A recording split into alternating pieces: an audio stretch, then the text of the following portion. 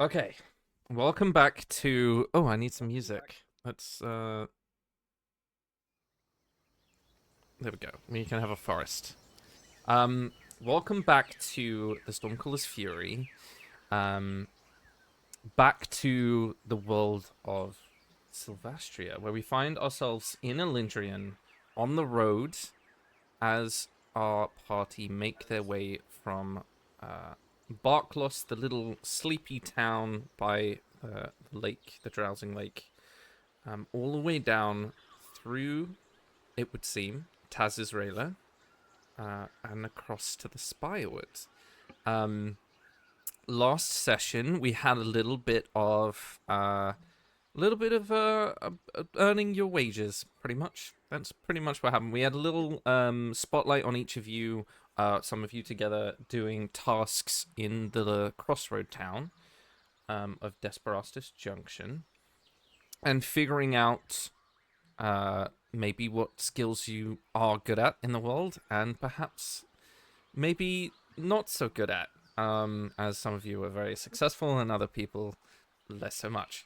Um, One of those people who were very successful being Zephyr, who, alongside with the help of Keenan, managed to completely take down an entire group of bandits, and you were visited by a flit dancer, an aerial elite guard for the city of Taz Israel and the realm of Cerelia as a whole.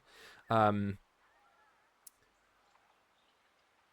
Paired with Kalanthar doing a little Batman technique to scare the shit out of some poachers and retrieve a bunch of herd and cattle back to the town.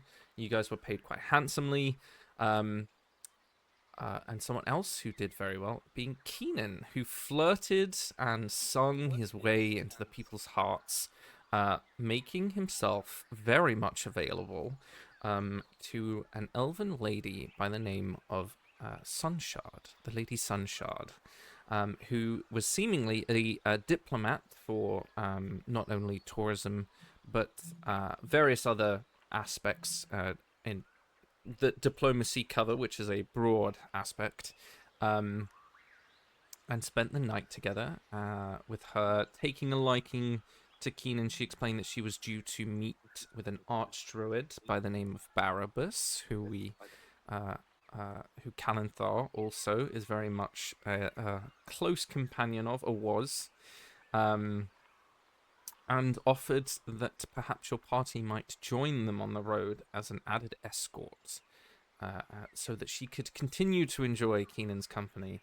And we left off with you guys traveling your way down the road and coming across a small shrine of statues, and there was a little bit of a nod to perhaps the perceived nature of air elementals in this world that we find ourselves in. For I gotta say it, Zephyr, I'm sorry, for pretty alright reasons. Whilst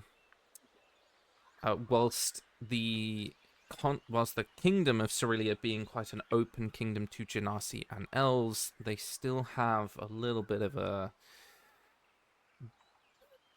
not great perception of the air Genasis at this time. So in the time that Zephyr has left and come back, there has been a significant change in the way people view them. But that's not the most important thing that happened. As in the night, when everybody had made camp alongside Lady Sunshard and her own personal guard, you guys making your camp next to a little bit away so you can have some space, and Keenan obviously staying in her tent, this quite large, ornate, as a noble lady would have, full of luxury.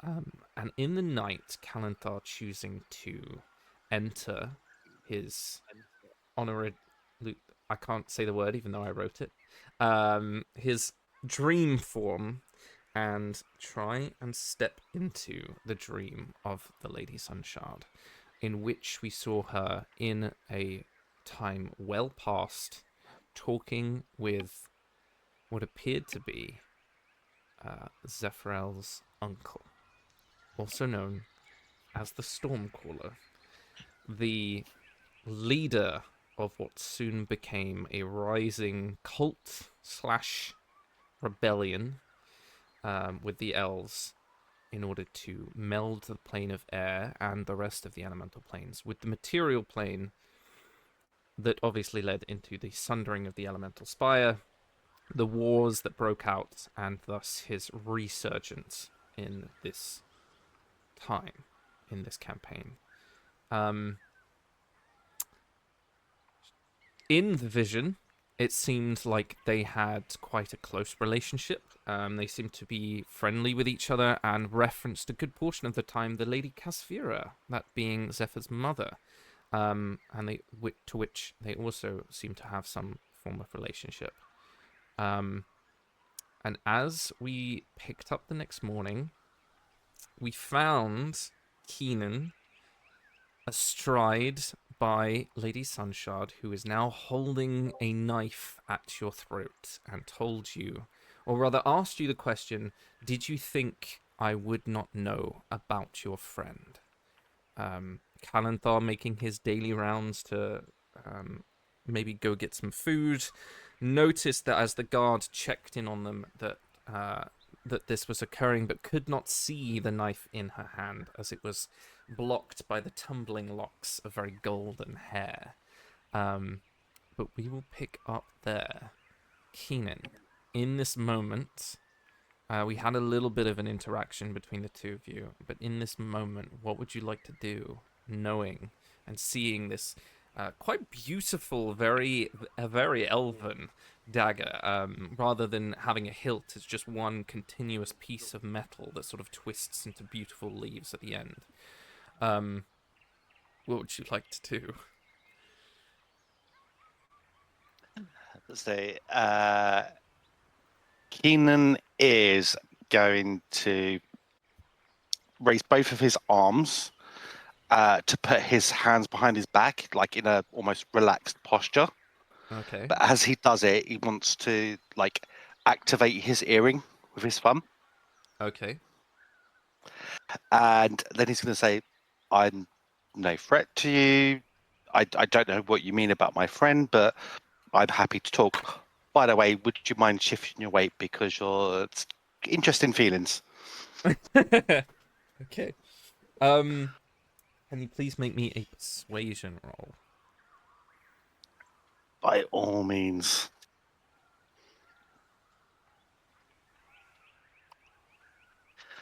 That is a 25. Okay. On a 25, you see a piece of hesitation. Whilst persuasive enough to stop her from killing you, it is not enough for her to stop completely and put the knife down. That's fine. Can you make me a perception check?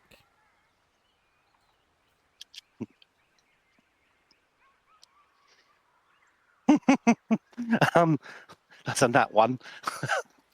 Okay. Like you said, a lot of things happening in this moment. You're very your tension is torn because there is this elegant, stunning woman in front of you, and I would think in this moment you become vastly aware of with elves. Obviously, there are subspecies. There are changes of elves being so long lived that over the years they have adapted to whatever environments that they belong to.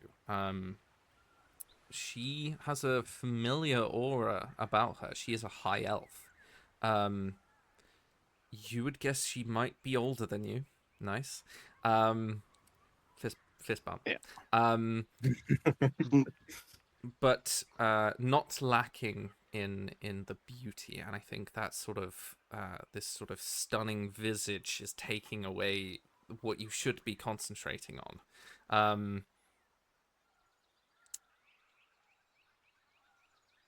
Seeing her hesitate, So you have succeeded in a step towards peace. What would you like to do? So I have said, let's talk. So I've made no action to be aggressive towards her. Which of my friends are you concerned about? I don't understand what's going on. And I've activated my earring, so if someone is awake, they're hearing what I'm saying. Very good question. So, Kalanthar, you are awake. Uh, Zephyr and Nim, what are your passive perceptions? Mine's Nim's is 15. 15. Okay. And Zephyr?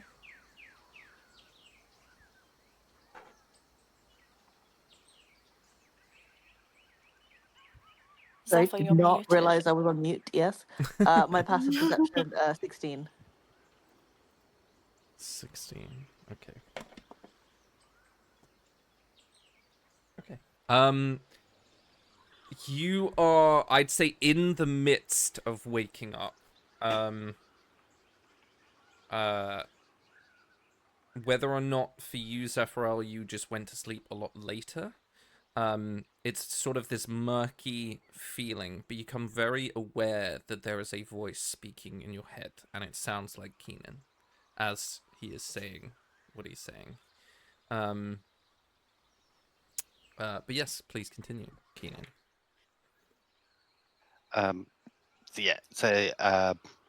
If you've got concerns about my friends, I would, or one of my friends, I'm sure we wouldn't mind a conversation to allay those fears. However, if you want to come to fisticuffs, could you at least tell me why I have a knife to my throat? Okay. Hearing that, is there anything three of you want to do as you come to that understanding? I think I'll Nim, Oh, go ahead. Nim's gonna like immediately jump up, grab our weapon, which probably the glaive, and is immediately heading towards the entrance of the tent. She's like, "Fuck this, no." Okay. Okay. I think I'll just double I back, think blend in. I think Zephyr would not jump to like violence immediately, but would like wherever she slept would have like stuck her head out to try and sort of get a better lay of the land and what is happening around them. Just like are the rest are they is it just Keenan that's currently in danger like from one person, or is there like multiple people starting to gather, or yeah, what's happening kind of in general? Okay.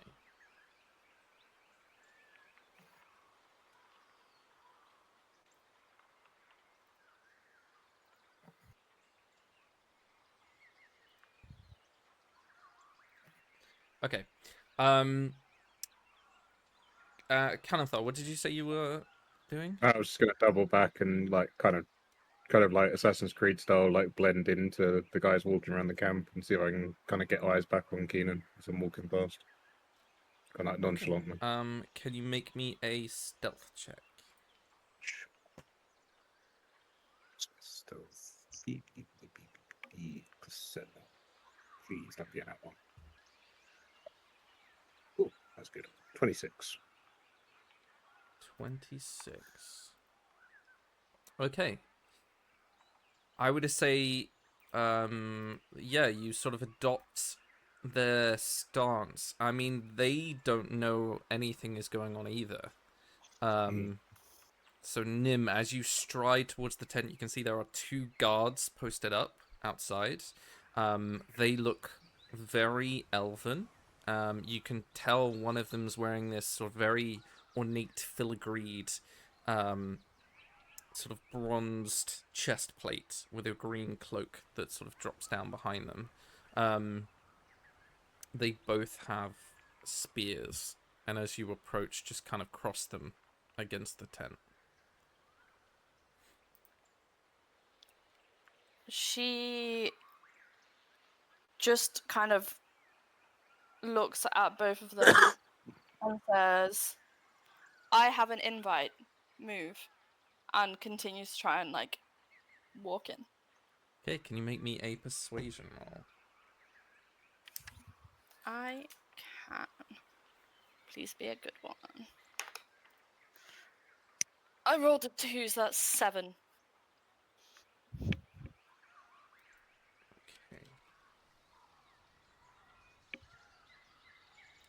Okay. You do not see any movement. There is just stoic people. There's just a slate of non-response. Back inside the tent as we continue. Successful persuasion.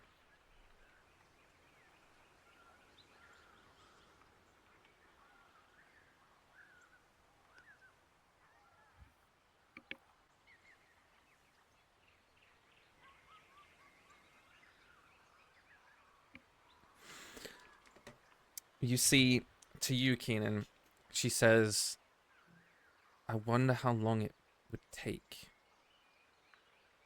for you to die. If I just nick right here and sort of begins to apply pressure.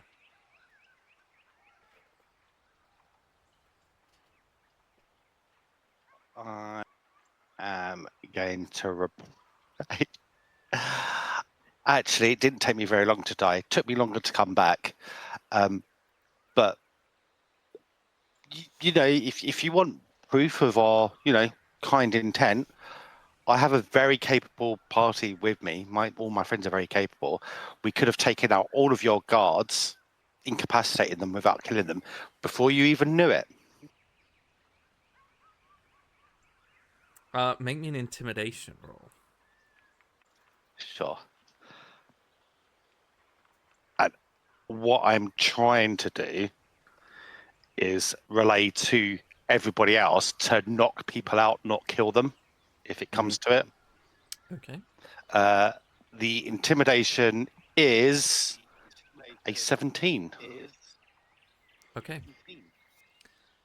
A 17 is very good, but it is not good enough. As you hear outside the tent, Nim say, I have an invite, move. She tilts her head to the sound, and in Elvish, make me a history roll, actually. Sure. It's a 21. Okay.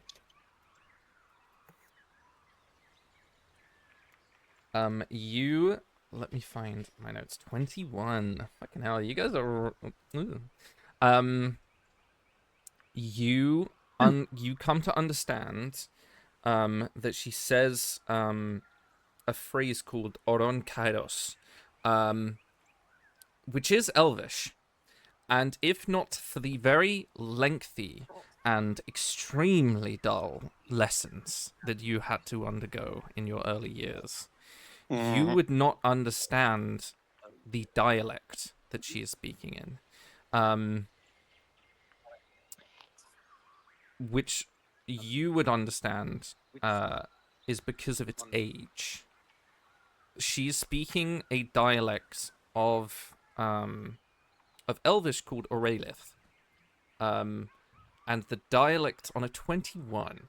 The dialect she is speaking is from a civilization that does not exist anymore. It hasn't existed for maybe a couple hundred, maybe more years. I would say in this moment, a lot's going on, so you wouldn't quite be able to place where this civilization was. But as she says that, Nim, the two guards immediately tilt their heads to you, and I will need initiative rolls from everyone.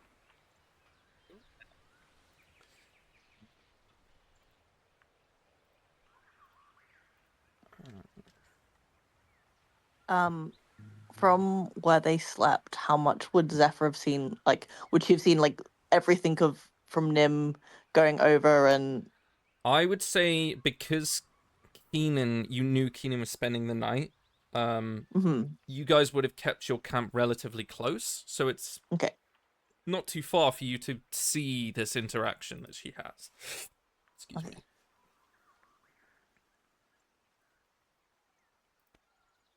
Oh my god. Okay. Nim.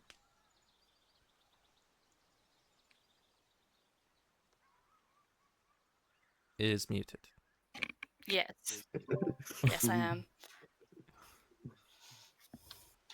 am. I got 19 for my initiative. Okay. Keenan. Keenan got a whopping 17. Nice. Zephyral. 22. And Kalanthar. 20. Does the defender roll separate, or is it with mine? Twinter, the Twinter. The defender is on your initiative. Okay, cool. Okay.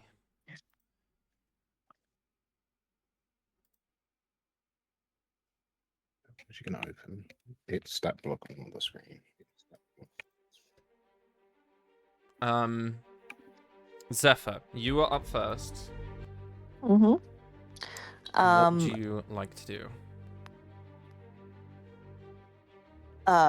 Zephyr says into their shared earpiece communications, fog cloud incoming, and will use fog cloud. Just trying to decide. Okay. Wait, how much is this? So higher levels. Okay, increases the radius. So I don't think it needs to be that. If the two guards are right outside the tent,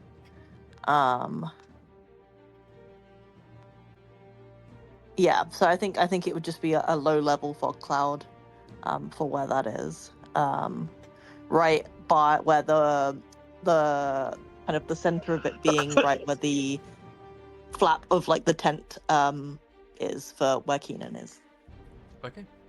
I will say that the encampment you've placed yourselves in, the glade, is probably about 120 foot in diameter.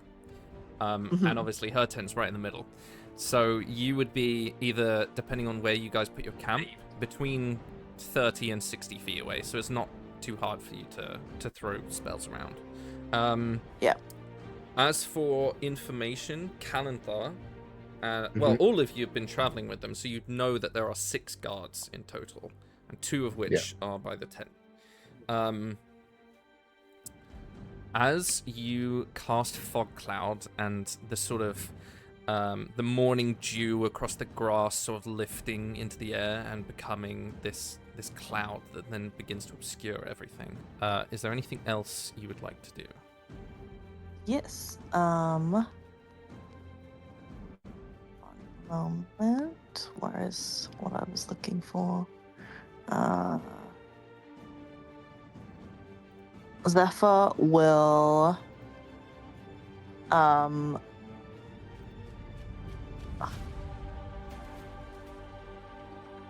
sort of get to, because I imagine like she'd up until this moment kind of just been keeping watch, like had things ready but wasn't kind of about to jump out of the tent anytime soon, so probably would have to kind of get to her feet in that moment, because I think she would have still just been kind of squatting, kind of. Yeah. Okay. So yeah, it's more just preparing to move, because I don't think she'd be able to on this turn with the position she was in. Okay. Yeah. Kalanthar. Question: does my stealth roll carry over from the initiative? Yes, in a way, because you weren't trying to obscure yourself. You're trying to fit in with the rest of them. Yeah. I would say for a moment that it's more that their attention is on Nim. I would say they are aware that you're around, but they don't have an exact position for where you are at the moment. Would they be considered surprised if I went for one of them from where I am now? I Just would one. say Oh. no, because they are very Okay. much on high alert. Okay. So I want to do it loud, but I want to stay stealthy. But imagine a mental. He does like the wolf whistle thing, but in his head to the steel defender, and get it to start like charging over to where we are. And then he's going to walk up behind the closest guard that he can find, and he's going to He's going to grab him by like the ear, and then do shocking grasp. Oof, in the ear. In Yeah, the so that is- ear. Yes, that is a 17 to hit. I have a question, Mm-hmm. which is, do you have anything that can help your vision in this moment?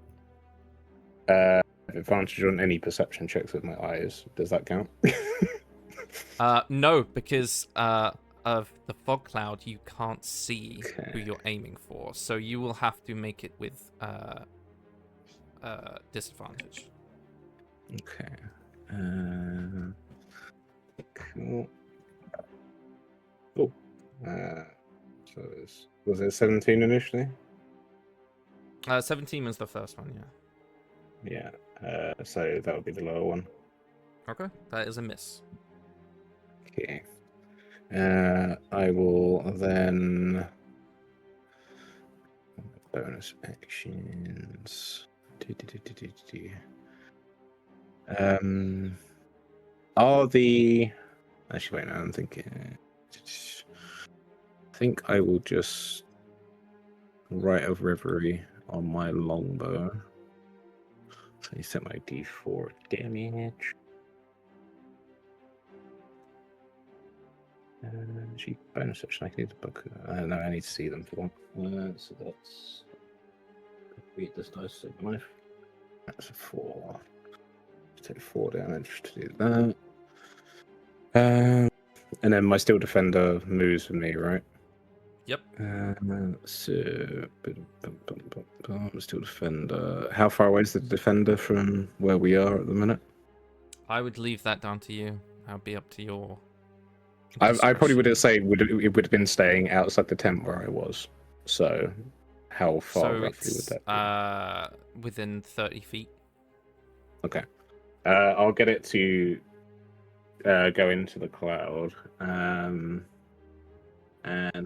try from the last, like where I knew the other guy was, to try and like tackle the one on the right hand side that was like next to him. Okay. If I can. That's disadvantage, right? Mm-hmm.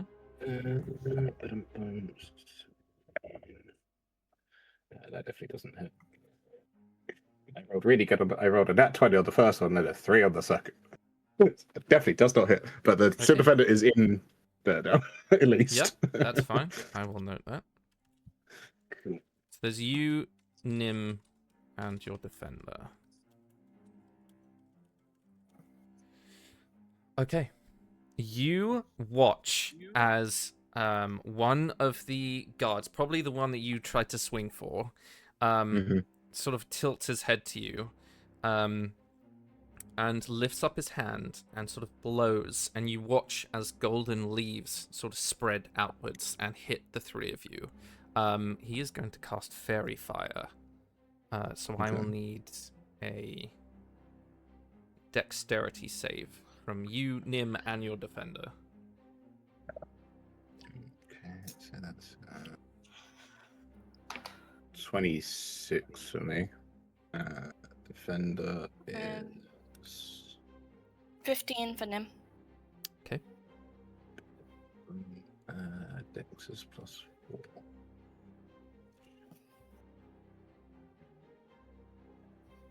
And then a 17 for the Defender. Okay, so you will succeed. As you watch those leaves sort of roll off of you, there's a little hatred. But that is their turn. Nim.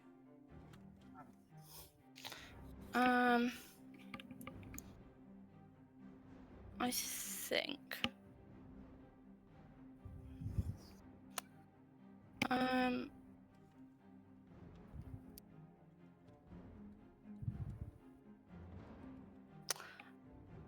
Yeah, I think Nim's just gonna go ham with the glaive of like she's like I think she would be trying to listen to what Keenan said and not straight up kill them, but also like I need to get in there, so she is gonna be a bit ham to start off with, and then probably pull herself back a little. And I'm guessing she's also at disadvantage because fog cloud.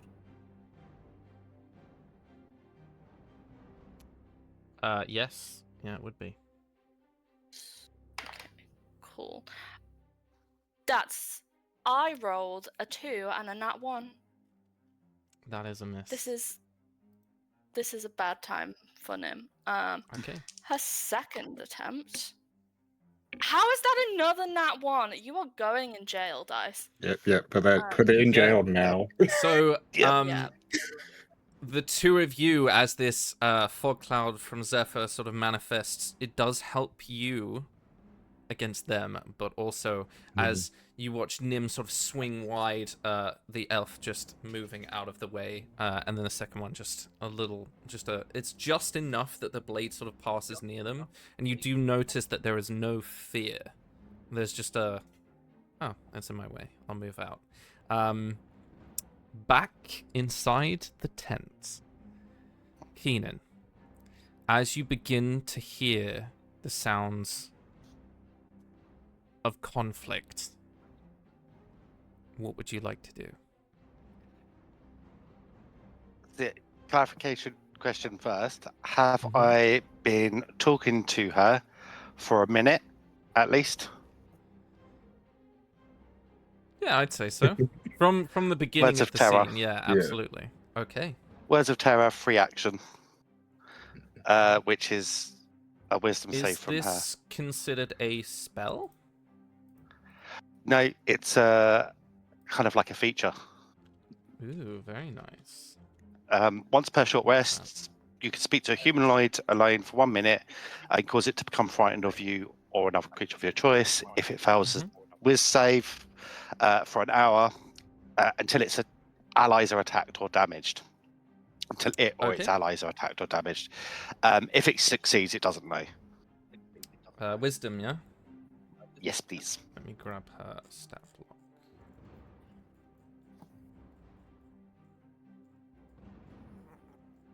Ba-ba-bam. Okay. That makes sense. That is a natural 20. There. Worth a try. And it used up a nat 20. But that was a free That is action. true. Because it's a That is feature. true. So in that case, Keenan will suggest, or say, I suggest that you back up a bit and that allow us to talk to find out, we might be on the same side. Okay. And I'm going to cast suggestion, which is another wisdom save. Are you trying to do this subtly? No, like you have to suggest it to them, so it's Yeah.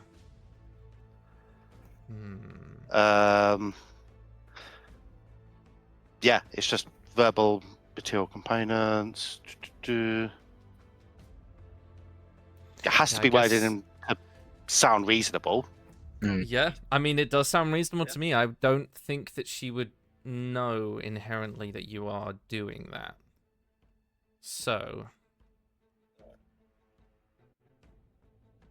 I must make a wisdom saving throw.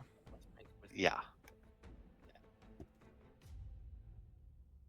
Okay. That is a 2. As she sort of alights herself off from kneeling over you, sort of moves back a little bit, and you can tell there's almost there's a break in the very composed, typically elven posture, and it's a little bit more feral. She has like one hand on the ground, one hand on the knife, and is just sort of crouched, almost feline-like, as she's like head tilted towards you, as your suggestion does work.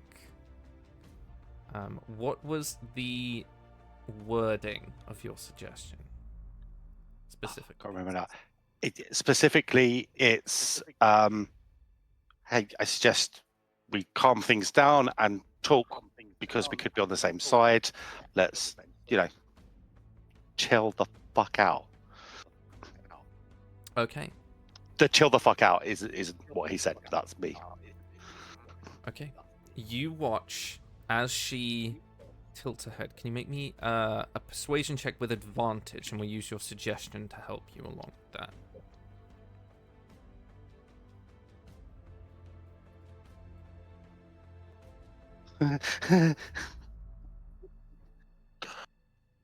That is a 31. I rolled a nat 20. Okay. You watch as her eyes, keeping in track with yours, she like tilts her head, thinks for a moment as you begin to hear the sort of misses from Nim, and then someone casting a spell. She raises the free hand and twists, and every sound, even the sounds of the forest, stops. Cool. Like, completely. Outside, Nim, Callan, and Zephyr, can you all make me wisdom saving throws? Yeah.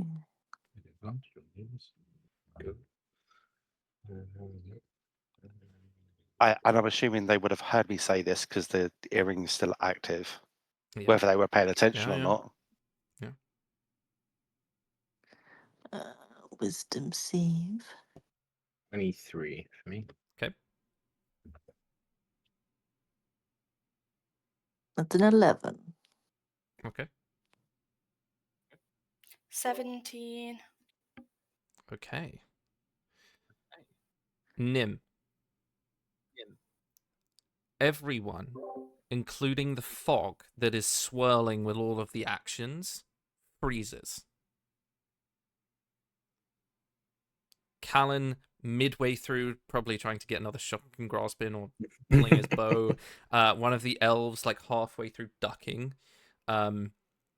stop. Like frozen like a statue, stop.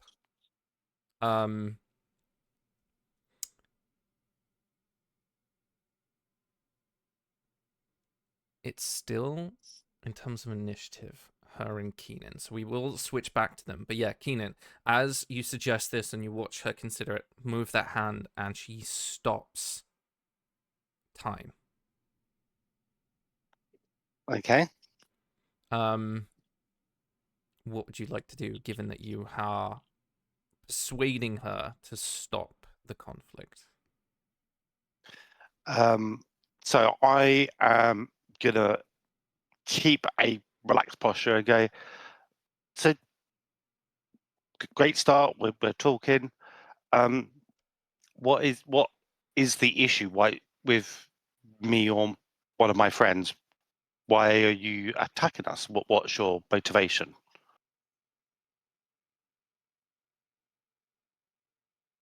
This could all be a big misunderstanding. I know you want to kill me. I absolutely do not. Make me a persuasion check. Giggle really sold it. But I genuinely don't. I'm thinking back to the water elemental person that we made an ally. Mm. Persuasion, you said. Yes, please. That's a 30. Okay. So I have rolled for her insight, but you persuading at a 30. She not only believes what you're saying because of that high persuasion, her insight as you watch like a small doubt cross her face. She sort of loosens the grip, like the reversed style of the dagger, sort of loosens it down and like stands up a little bit. You're saying he didn't send you? He who? We're on our own. Don't be a fool, Keenan.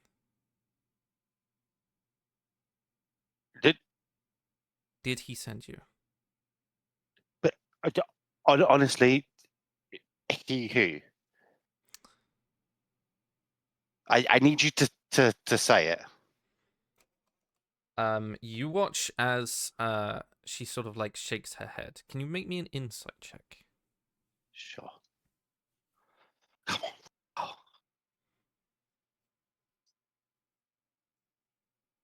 That's an 11. Okay. On 11, you see a great deal of fear. I wouldn't say you understand where it comes from, but she's just Cool. very. In fact, the sort of intimacy of her threat is gone, and she sort of keeps a distance between the two of you. Doesn't, even with the high persuasion, there is something underlying that is setting her on edge. That sort of, there is no amount of persuasion that you could roll that would stop whatever this fear is. Sure.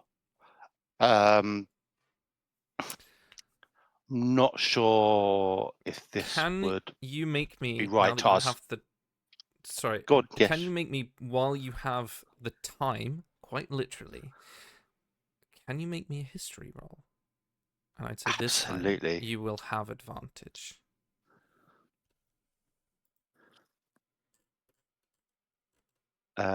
History 18. Okay. As you're talking, you can see that she didn't have time to dress herself that quickly because of the quick realization. In the loose sort of silk of her robes, because every elf I consider just looks great in silk. In the falling cleavage of her chest, there is a pendant of an autumn leaf, you would guess. A beautifully gold pendant of an autumn leaf. And I think in the moment, sort of seeing everything that's happened and understanding the language that she was speaking with, you become quite aware that where is it? That Lysos, Aurelisos, was a kingdom, and one of their symbols for the family of Lysos is a wreath, an autumn wreath. Cool. And looking at her, on that high history, you understand that rather than a typical high elf, she is what's known as a seraph. They were an ancient neighboring power of your house, of your people, Okay. of the words of the Silthari elves. They lived on a series of islands off the coast of Ixalora, and when the elemental spire sundered, their islands, much like Atlantis, fell beneath the oceans. A good Okay. portion of those elves then developed into Deepborn, which are the underwater elves that now exist. But the Seraphs were almost Greco-Roman style people. They were very ceremonial, but they had a vast control over the more elusive powers of the world. One of them being time, and the other one being gravity. Mm-hmm. She is a chrono sorcerer. One giving meaning to why she hasn't died yet, and the other one, in the war, a good portion of Listos were on the side of the Stormcaller until everything that happened.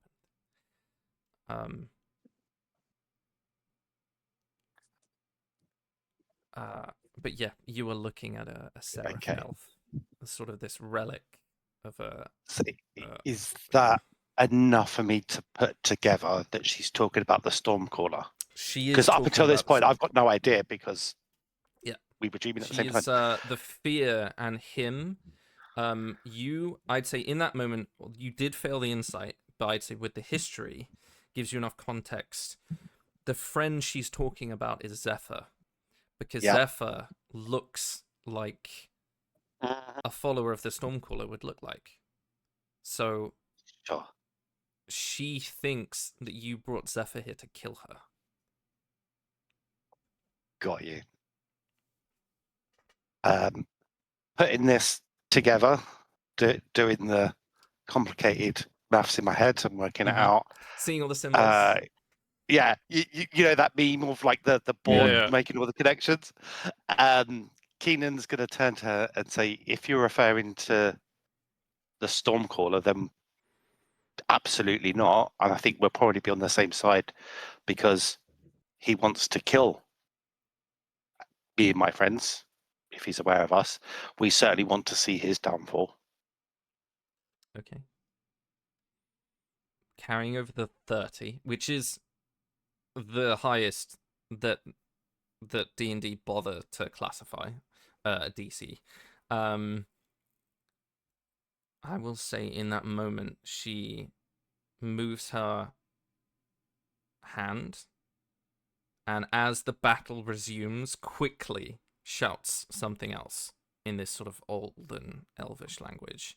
And for everyone outside, for you, Nim, there is about a minute of time that stops. And as you're sort of looking at everything that's going on, and you go to move, I'm assuming, into the tent, it then quickly resumes, and you hear her shout this, and both of the guards immediately drop their spears, like on the floor. Okay. Yeah, she would have been trying to get inside, but as soon as they dropped the spears, I think she would also kind of lift up the glaive so it's no longer like in an attack position, but she's taking it and she's going inside. Okay.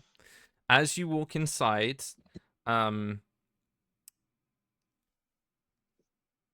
You see two naked elves. back at it again. No, as you walk inside, Rub you eyes can clean. see that on the far side of the tent, near to where you can see it's like furs and some form of cushions have been laid out. Keenan is standing there in whatever he was wearing.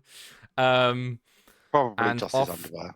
probably just his undergarments, and off to the far side, sort of still looking between the two of you, is the Lady Sunshard, also in her undergarments.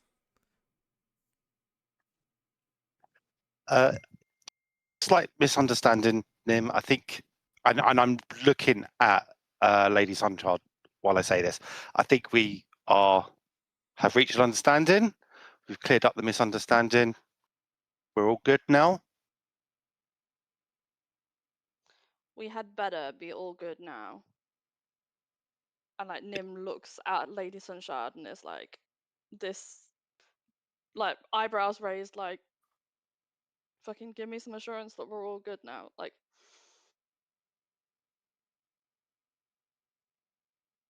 you see she looks at Keenan, and there is a little bit of a sheepishness, almost like makes her look younger. She like thinks for a moment and looks at you. If you're lying to me, it would break my heart. I become quite formal and say, I pledge and swear to you upon my ancestors that I mean to cause you no harm, no injury, and will not do so unless in defense of me or my friends. Okay. Very nice. Again, the 30 persuasion rolling strong.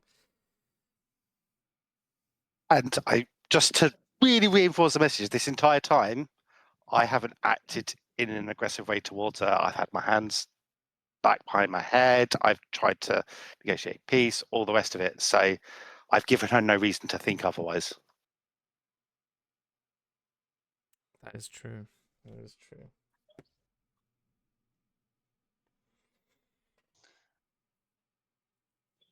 I think Nim will kind of see the situation that is clearly not as dire as she was expecting.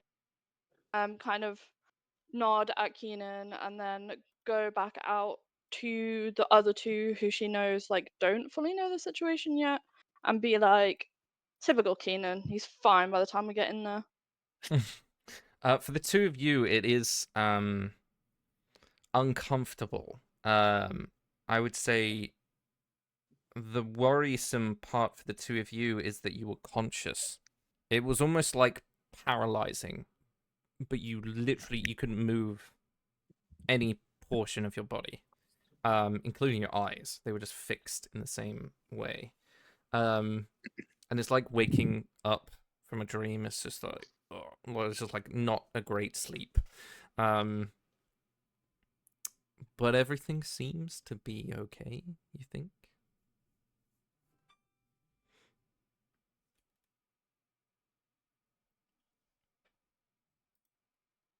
What else are we doing in this moment?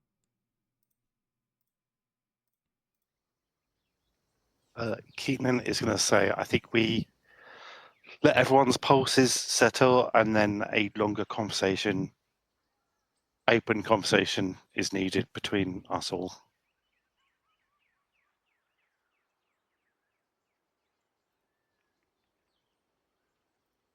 Probably for the best.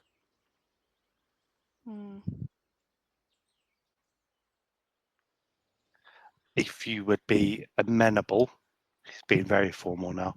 If you would be amenable, I will introduce you to my friend, just her, and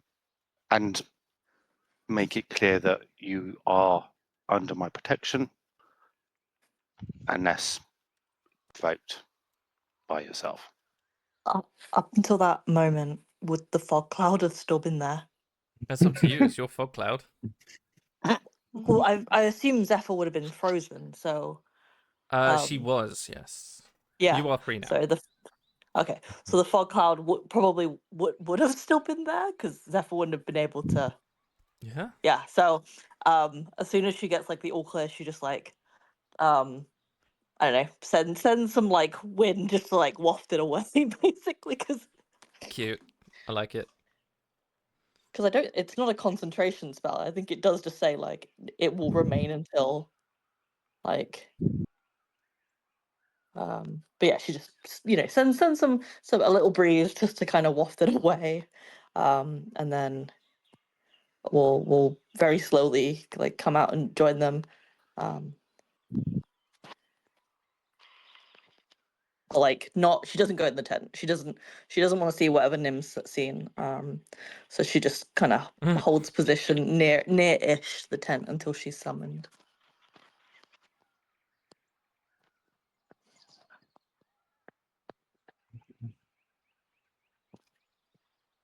Okay.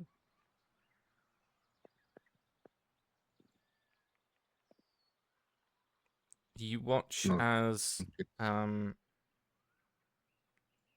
Lady Sunshard walks over, sort of pulls her cloak on just so it covers a little bit more. And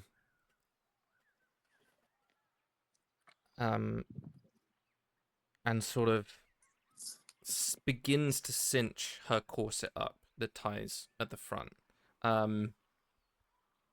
as she just awaits whatever questions you might have for her.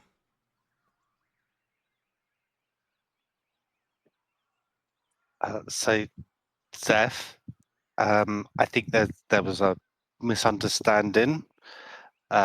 She thought that we were here to kill her on behalf of the Stormlord, the Stormcaller. Sorry, different campaign. Don't On behalf of as the you say Stormcaller. that, you watch her sort of snap her head to you. Don't say that. Understood. On behalf of your estranged uncle. Zeph, hearing that, just like scrunches up her face, almost in like oh, a. what's he done this time? Well, not even that. Just like a. What an odd thing to think. Like this man's trying to Yeah. kill me. Like why would I kill anybody on his command? It's almost like comical if it weren't for the fact that her friend nearly got stabbed in the neck. Just moments ago. And she just goes, definitely not. I think if he had it his way, I'd already be dead.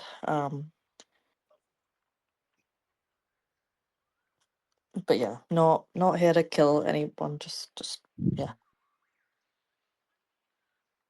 You see, Keenan, a look of confusion at first. And I take it, Zeph, you're now inside the tent at this point. Yeah. She'd have. You finally see, stuck ahead of. sort of mimicking the scrunching face. She like it's definitely her trying to like look at you, and then looks at Keenan again. Uncle? It's a long story that's not mine to relay all the details. Zeph can fill you in, but just to Then had a reassure you, daughter? and he looks at Zeph. Zephyr nods.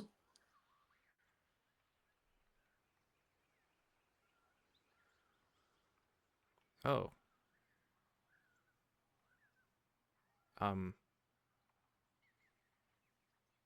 Wow. Okay.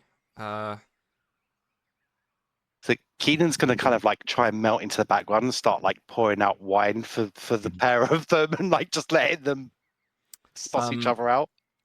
In the quickest movement that you would consider hostile, if not for the fact she drops the knife in her hand, Zephyr, she moves to you and cups your face in her hands and is sort of like looking down at you. Hello. Yes. Can I help you? If she had a... Is she alive? I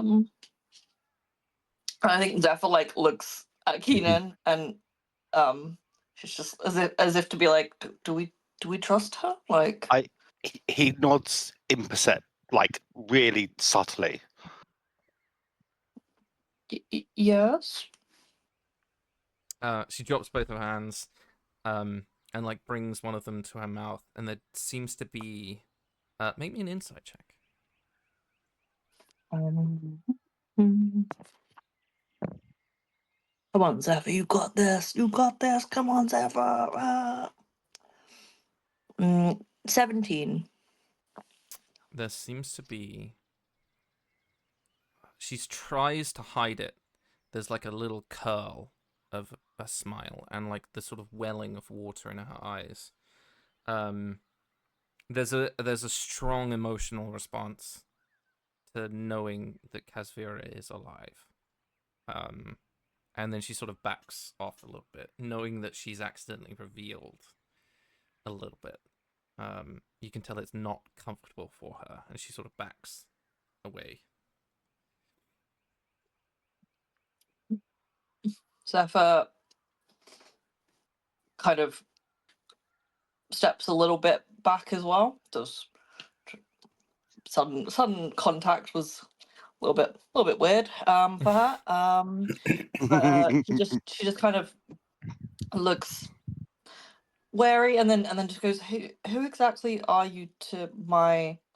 And she like searches like her brain and is like, she wants to say like mother, like she wants to say uncle. She just settles for family in the end. Ooh, let's see if she'll tell you. Holy shit. Okay. Seems to be a lot of 20s rolling around. She sort of like rubs her face, takes the rather large cup of wine from Keenan. And as she's sort of like thinking about it, rubbing the front of her head, takes a sip, she's sort of ever so slightly beginning to pace the inside of the tent. Sort of rubs her jaw a little bit.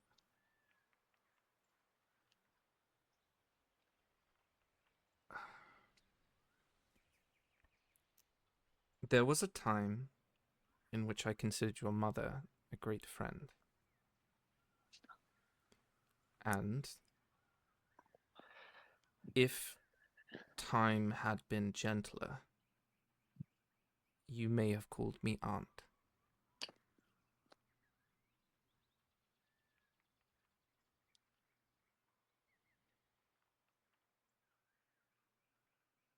I see.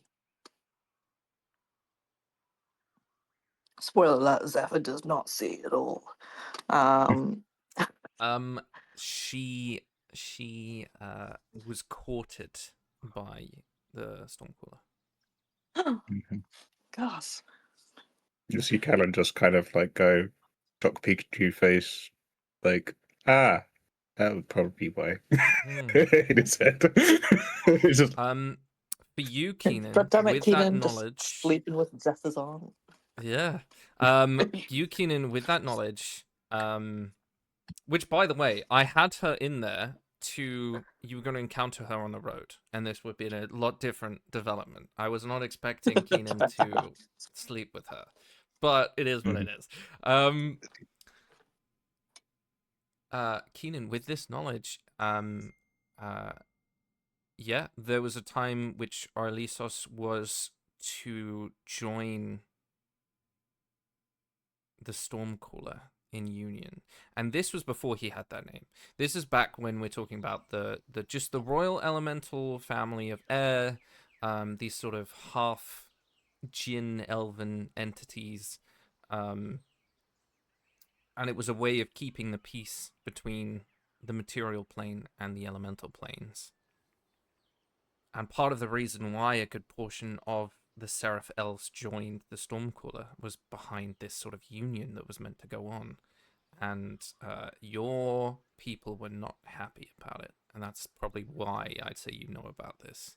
Is because Seraphs are considered traitors to the High Elves of Silthari. It's one of those... it's one of those sort of historical stories that you're told that frames them in a way that is designed for you to think one way, and you're sort of seeing behind the reason for why everything might have happened the way it did.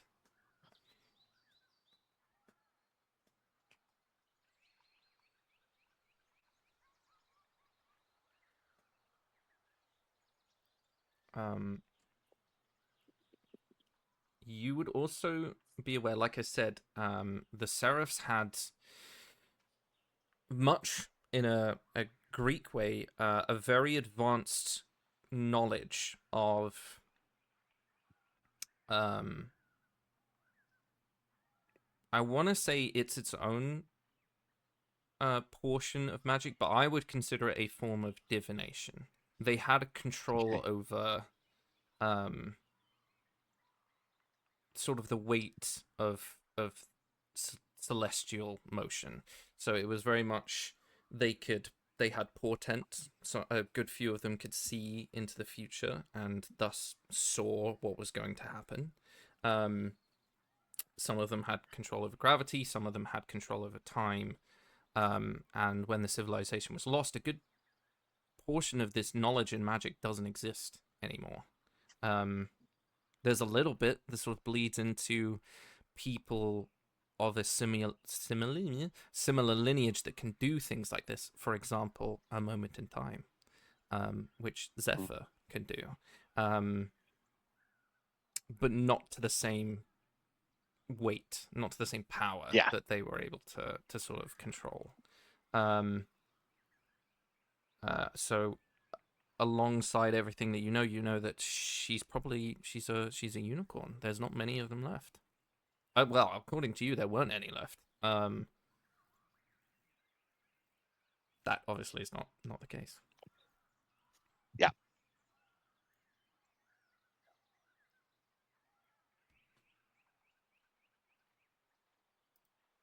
I'm very, very glad that we didn't end up killing each other and doing her uncle a favor.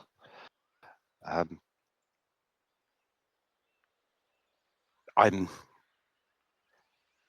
assuming that you will treat what we say to you with the care that it needs. We obviously want to make sure that Casphera is protected.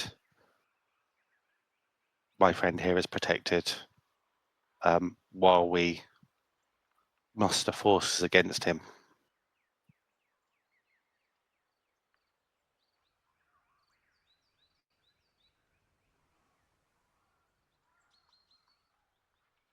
I can appreciate that.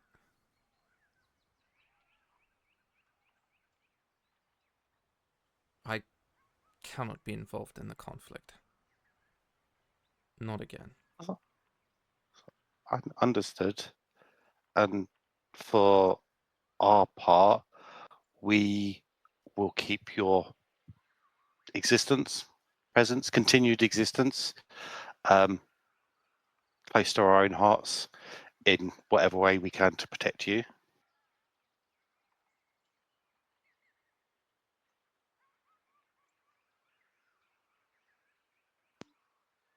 Unless we hear that you've shared the knowledge that you've gained, in which case you will meet my friend, and she taps the glaive. Make me an intimidation roll. I want to see if this works. Okay. There's the dice that is not in jail. That is a 17. Okay. You don't see fear. I think you see a little amusement. She likes the challenge. And there's almost like a level of respect in the way that she looks at you.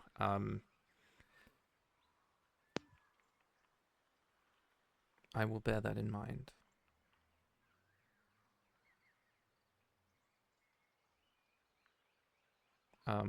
She looks at Zephrel, and you can see that she's considering telling you something. And even without an insight roll, she is holding something back.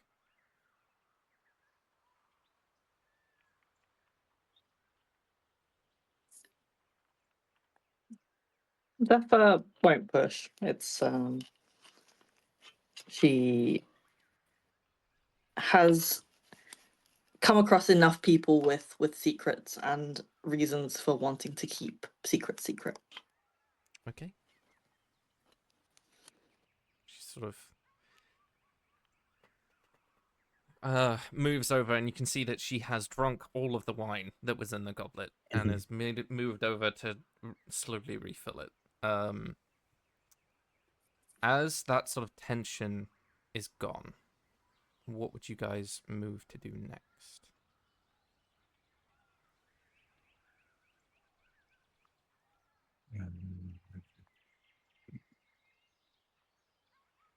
So we kind of on that road bit between Desperatus and Zagro at the minute. Mm-hmm. Okay. And how far are we roughly from Zagro if we just carried on now? Maybe 4 days.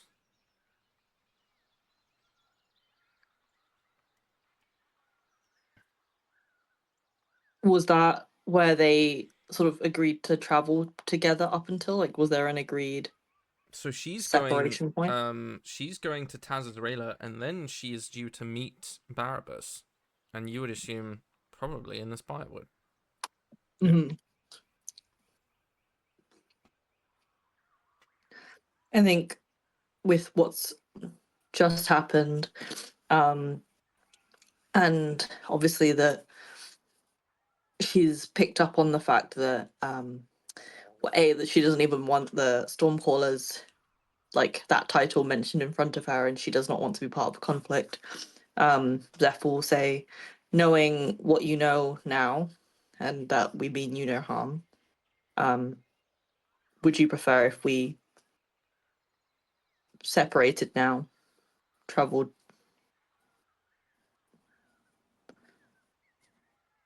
without each other's company? That's a good question.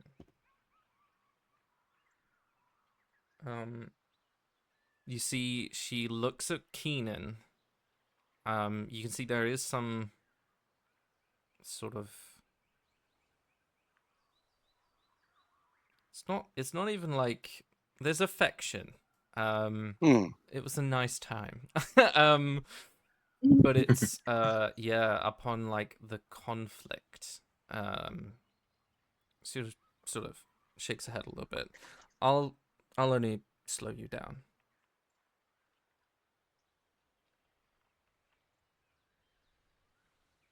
Okay, well then, when we are ready, let us part as friends.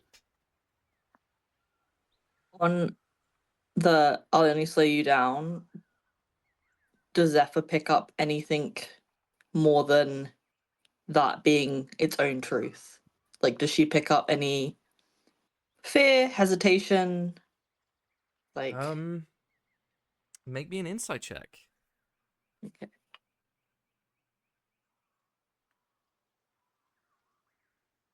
There's a 16. Okay. On a 16. I would not say it's fear or hesitation. It's not you as a group. It's Mm-hmm. every time she's looking at you, Zephyr. There's I think you see flashes of grief. Mm-hmm. And on a 16, I think you'd come to understand it as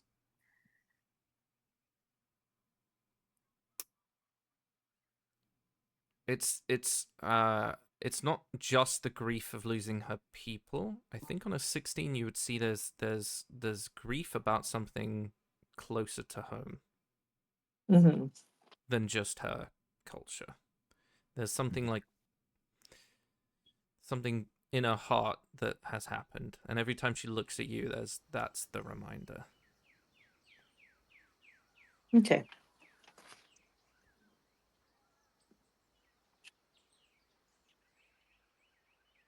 Just out of interest, by doing insight, could I see if I pick up on that too, from seeing the memory? Yeah, if you want to. It's a 18. Ooh.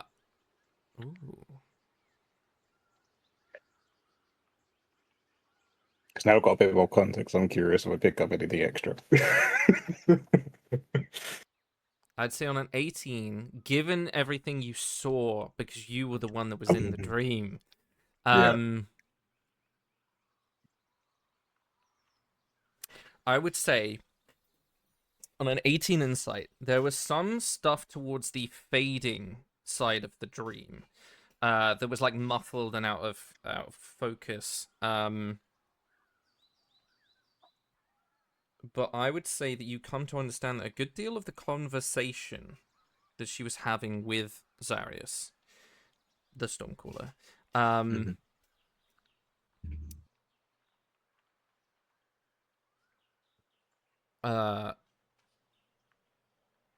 was that they were to be sisters. And at first, I'd say you would obviously, the Stormcaller was courting her. I think the grief you can see is a loss of a sibling. But knowing that she is aware that Venera is alive, I think you'd understand that it's her sibling, as in she has lost either a sister or a brother.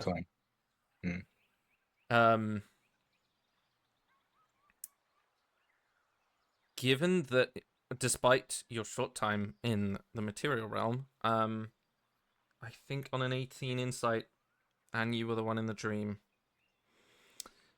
hers was not the only marriage that was due. I think you understand that Zephyr's mum was due to marry her brother, and her brother is dead. Okay. There's some grief about seeing Zephyr that she does not like.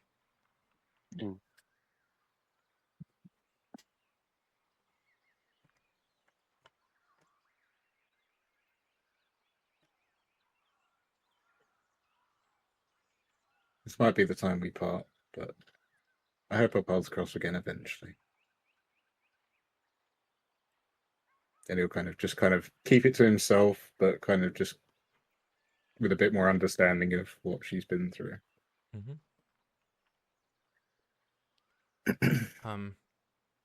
I will be in the city, obviously a little bit after you, but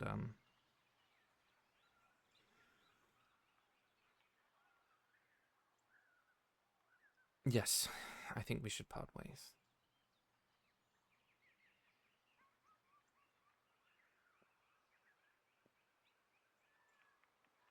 Then we part as friends and hopefully meet again under happier circumstance. Not that it wasn't joyful the time we spent together. Where was Fenrir? Where is she staying? I think for everyone's safety, I'd like to keep that to ourselves, if that's okay. But she's safe. No, yeah, that makes sense.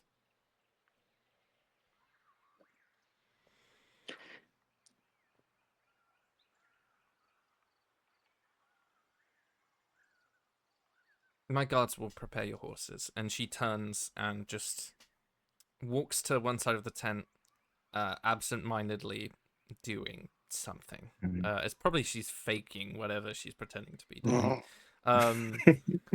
It's sort of like a very casual get out of my tent. Like there's a overstay, you're welcome. Yeah, just go. Just go now, please. As we're walking out of the tent, I'll just go up to the guard that I had tried to shocking grasp in the ear, and I'll just pat him on the shoulder and just go, "No hard feelings. Maybe see you again." Just to try and break a bit of tension with it. Just imagining the steel defender just lumbering around as well, somewhere nearby. Yeah, it's probably it probably ate shit when it tried to tackle, and then time stopped, and then they moved. I will say, there's a moment where some of the gears move, and because it's because it's not a person, it's a construct. The fluidity of like suddenly going from not moving to moving is quite quick. It's very much like okay. You watch as it does that to follow you. One of the elves sort of like moves back a little bit. They've never seen something like this. It's unusual. Obviously, anyone of the not many people that covered both campaigns would come to understand that Kalanthar, you have only seen a couple of these, and they were like early prototypes. Your defender is probably the most advanced in this world. The technological path that creates is your own fault, and I'm gonna blame everything that happens in Saturday's campaign on Kalanthar, because you did some shit. Okay. Yeah. For context, Saturday's campaign, the ancient nation of Sabsathul, some of their guards are constructs, and you can't tell if they're human or not because they all wear masks. And it's Kalanthar's fault. That's I created iRobot in D&D. It's his fault. You're welcome. Yeah. I mean, regardless of if it was actually his fault or not, it would be Kalanthar's fault. It would. That's just it is his fault. if in doubt. Yeah. If in doubt, blame Callum. Yeah. I have a side question.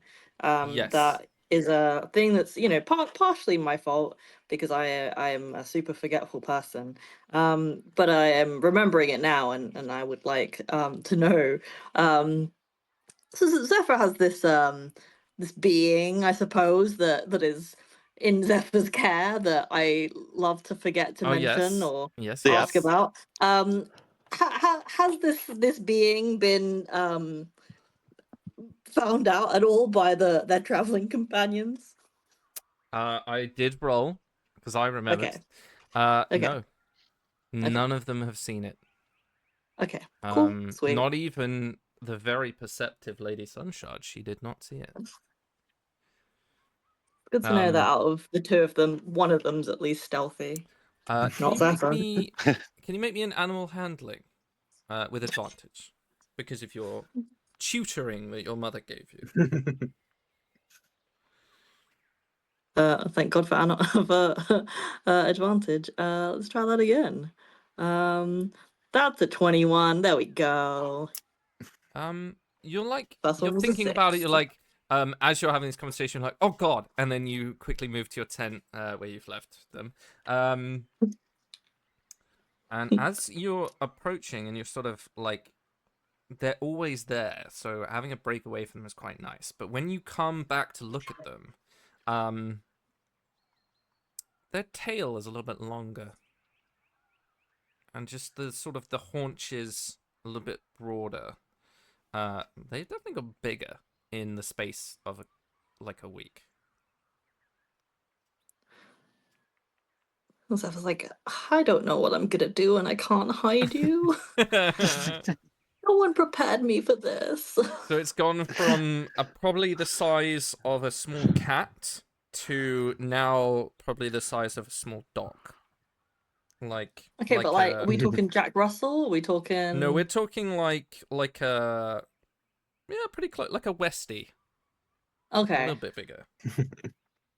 And in terms of density, like if she picks this thing up, how heavy is this? Heavier. Yeah. Okay. Like Zephyr's struggling heavier? It's like a rucksack with rocks in it. It's liftable, but it's not very comfortable. Zephyr's like, I'm definitely gonna have to talk to Kalanthar about how we use the Steel Defender. I was just like, is there gonna be a baby carrier moment where the Steel Defender has like the baby carrier with the dragon sitting in it? I want you to imagine the. I don't know if anyone has random memories of just movie posters like I do, but the movie poster for I think it's Vin Diesel's The Pacifier, except the Steel Defender is Vin Diesel and the baby is the dragon. There we go. Amazing. Yep. That's awesome. Um, I'm gonna get this post. Uh, Oh, dear. Keenan is the last to leave the tent mhm. because he needs to get dressed. Makes perfect sense. And then is kind of lingering a little bit because he's waiting to get paid. And then is gonna kind of kiss her on the lips and say, "Had a great time.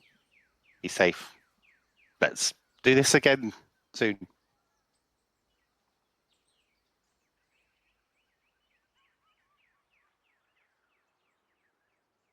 Again? I mean, next The fun time bits, at least. Next time I'll just cut out that silver tongue instead. Yeah, but you know I use it well. Your payment's on your horse. He winks and leaves the tent. She I knows hope the he turned off situation. the earpiece before this, because otherwise Yeah, Zeph was yeah, like, it's still on. "Oh." Just broadcasting. Yeah. Yeah, he's forgotten to switch it off in the Classic. excitement of everything that's happened.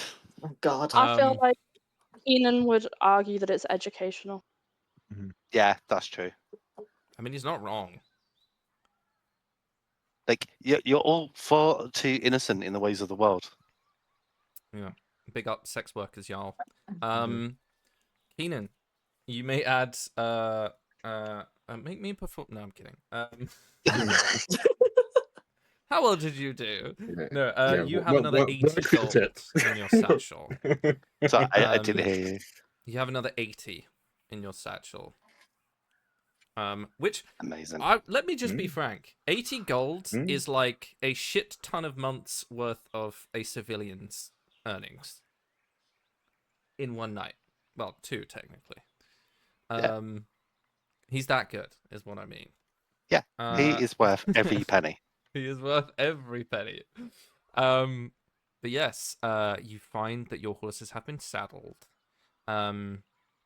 Looking at them, like there's a weird instance where you go to approach them and they look strangely like Charlie looks good. Like he already looked good. Like that's just who he is. He looks Mhm. pretty fucking great. All of their coats are perfectly groomed and brushed and shiny. Your saddles have been repaired for you, so all the patchwork of the long days of riding, and you notice there are new bedrolls, this sort of very beautiful sort of green and gold thick material. And you can mount. I was gonna say mount up, and then I didn't, and then I did it actually say it. So I have to. Anyway, you can mount up your horses and continue on your journey. Is there anything we are doing before we continue onwards?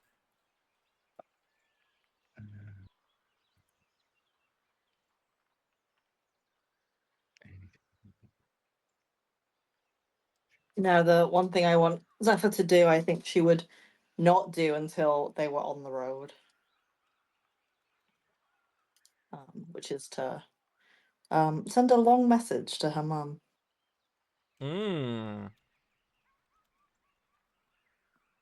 Okay, what is the message? Yeah, she would have messaged her mum to say, we, and by we I mean Keenan, inadvertently crossed paths with somebody that I think you knew quite well at one point in your life, and then she'd say, sorry, I've completely forgotten her name, Lady Sunshine. yeah, Lady Anthrop, yeah, she would say there was a brief misunderstanding, but she knows you're alive. She does not know where you are, but she does know that you're alive and I'm your daughter. Is that a problem? because obviously You- she gets a feeling of she didn't sense any danger when she like had her insight moments, but obviously one person's feelings towards another's could be different from the returning feelings. Or she might just be a really good liar, who knows. There's a little bit of a pause, and you feel your mother's words in your head. Who is Sunshard?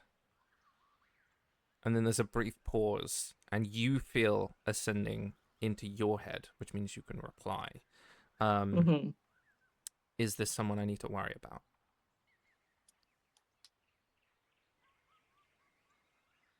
She said she may wait, did she infer or yeah, she inferred that she would have married my uncle.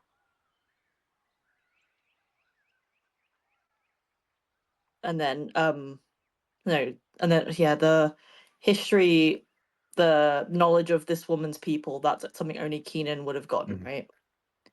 Mm. Like yeah, so but she would have maybe just attempted to describe her as she sees her now. Like Okay. and hope that yeah. There is again another pause, and then I'd say the force of the next message, you begin to feel the emotion behind it.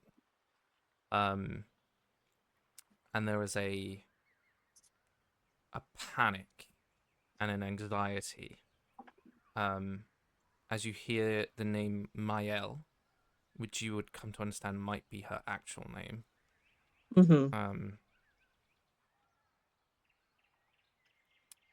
Where is she right now? We just left her on the road to why am I blanking on everything? What is the name of Whispering Pines is like the general direction we were going. yeah. Yep, there you go. I think Zephyr would have said like the city name and just the one that That's begins with the Australia. I. Yeah, it tells this very I'd say because the circlet is the thing that's sort of powering this conversation, you can feel it growing hot. As it's sort of extending what its use should be. And you can feel your mother is the one behind it. And rather than a sort of send and reply, it grows white hot, which is almost painful. And it's almost like when you clear the sound on a radio. And all you can hear is a long string of very old elvish swear words, intermixed with, damn, that's so close to the fuck.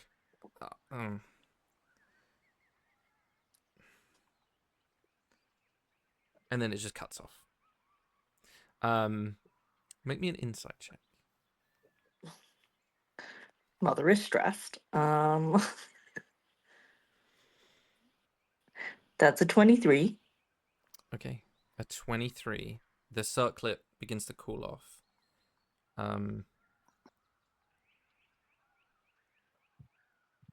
You have, on a 23 insight, you have an inkling that your mother is considering finding her right now. Oh no. Oh no. On Dragonback. Out in the open, where anyone can see her. Oh no. But you have used your sending. Zephyr, Would you like to use another one? Zephyr's like I imagine they're on their horses on their way, and Zephyr just like pulls the reins of her horse. Just this fucking Lucy the demonic horse. And just like stops as everyone kind of continues around her, and she's like, "Guys, we have a problem." Do we just I hear would it like say- a dragon roar in the distance? I would say, can I have perception checks from all of you?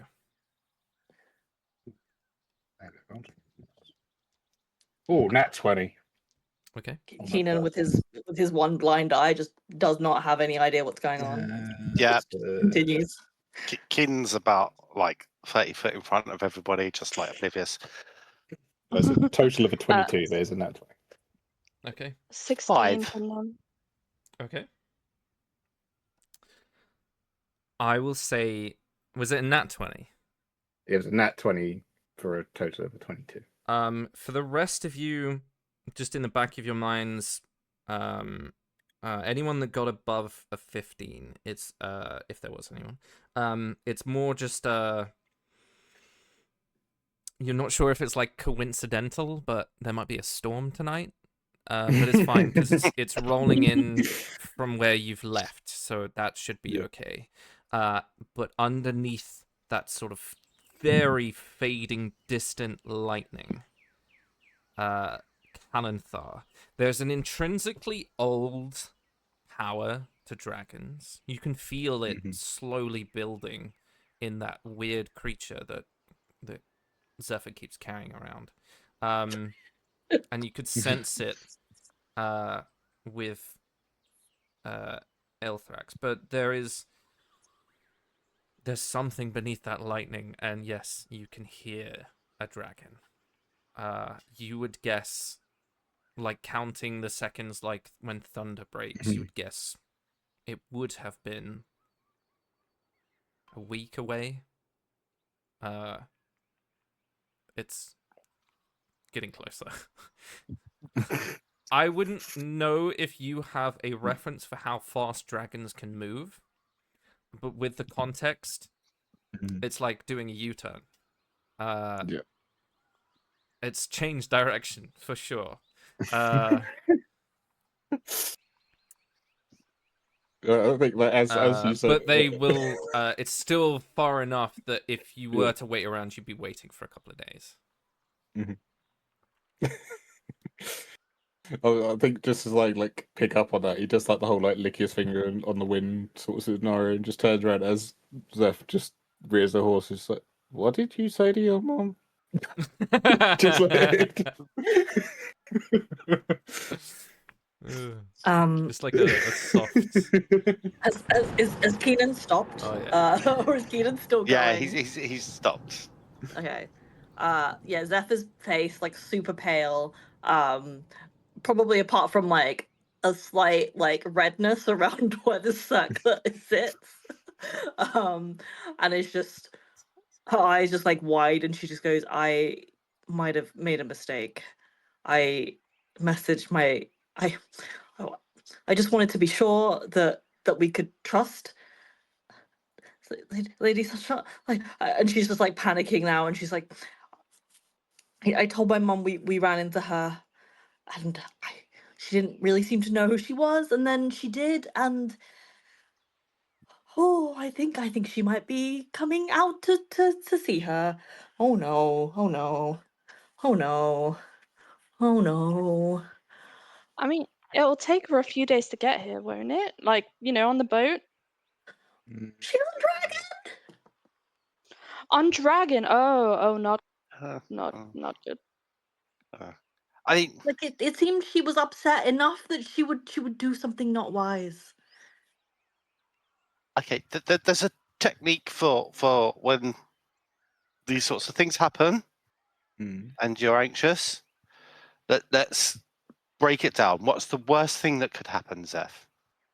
I don't know. Absolute worst. Somebody dies? Okay. So my bet would be if somebody dies, it would be the Lady Sunshine, not your mum. Your mum's pretty My mom's darn powerful. She's been in hiding for a long time. For a reason. Keenan, do you want to make me an Arcana check? I don't think this is something you specialize in. I can, depending on how high you roll, I can tell you who might win that fight. 9. Yeah. Can I check? Yeah, sure, why not? I'd say on a 9 for Keenan. You're just saying that because you want to support Zephyr, and it's Yeah, less yeah, so absolutely. much. It's less On you're just a- confident. You're just it's a it's one of those 19. people that when they talk, you're like, oh, that must be right, and they are just bullshitting. They're just like, Yeah. it's off the top of the dome. On a 19, I would say I'd say the dragon would be the sort of tipping of the scale. On a 19, It was a 9, Dis- not a 19. no, I It was a mean 19. Kalanthar Ben. also rolled. Yeah. On a 19 for you, Kalanthar, it's I would say, if not for the danger it would put you in, you would very much want to see that fight. Yeah. Despite the fact that the Lady Casvira has displayed some pretty potent arcane magic, Mael, or Sunshard, has displayed some magic that is not practiced anymore. So it's very much like like I said, it's a clash of some Upper hand. Yeah. powerful. It would be a cool fight to watch. Yeah. I wouldn't say that any Like- of you would be safe if you were to encounter it. Yeah. Moth to flame moment. He's just kind of like thinking in his head, like playing it out. It's like, that'll be really cool. We should probably not be here at the to time. sort of broaden it in terms of mechanics, both of them are in double digits when it comes to CR. The combat with Sunshard would never have got to the point where I would have TPK'd you, because it was more of a display of the type of people that you were going to encounter. But yeah, the two of them are in double digits. So do with that as you wish. I do know which one would win, but on a 19, yeah, it would be interesting. It would be very interesting. But Zeph, right? Is your mum gonna reach her in like the next 24 hours? I don't know. Does Ev have any idea of how long it would take? Ooh. Because you could always message her again, right? I also do feel like halfway through this conversation, Zeph has switched off and is like smacking the circlet, just going like pick up.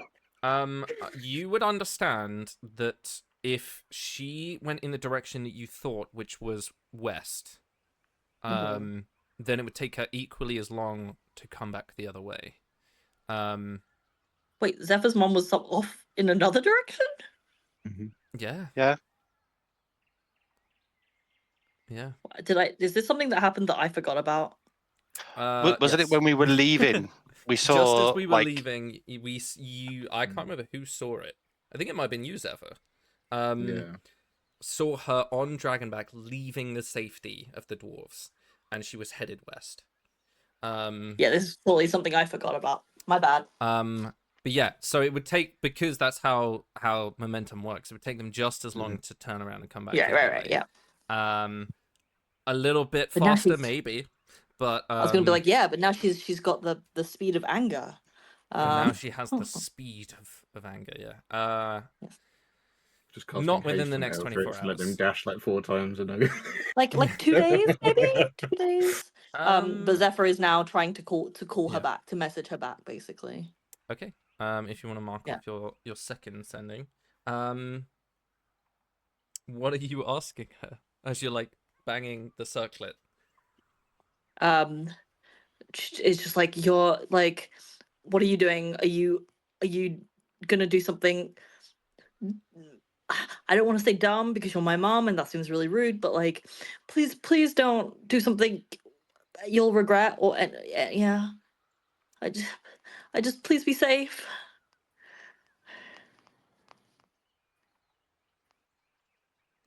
Continue with the wind, daughter.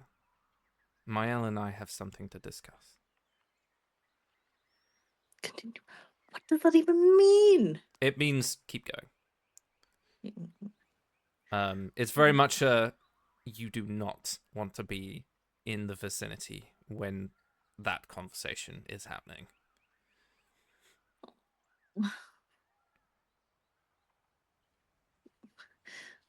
Zephyr just And like has all the regrets. make me another insight roll, and this will dictate if you can tell the top emotion at the moment. It's an 11. She's either gonna kill her or join Keenan in her list. You're not sure what the fuck is going on. Oh no. Oh no. Yeah, on an 11 it is a mess of emotions. There's anxiety, there's anger, there is a need to talk to Mael immediately. There is there's definitely some sort of more tending on violent emotions bubbling underneath it all. But there's also the sort of sense you feel when you see someone you haven't seen in a long time that you really, really got that you loved being around them. Like, so say if you hadn't seen a friend in a couple of years and you see them across the way from like a train station, it has that kind of feeling. It's like a mix. On an 11, it is yeah, you have no idea if she's gonna kill her or hug her. I think I'm gonna be sick.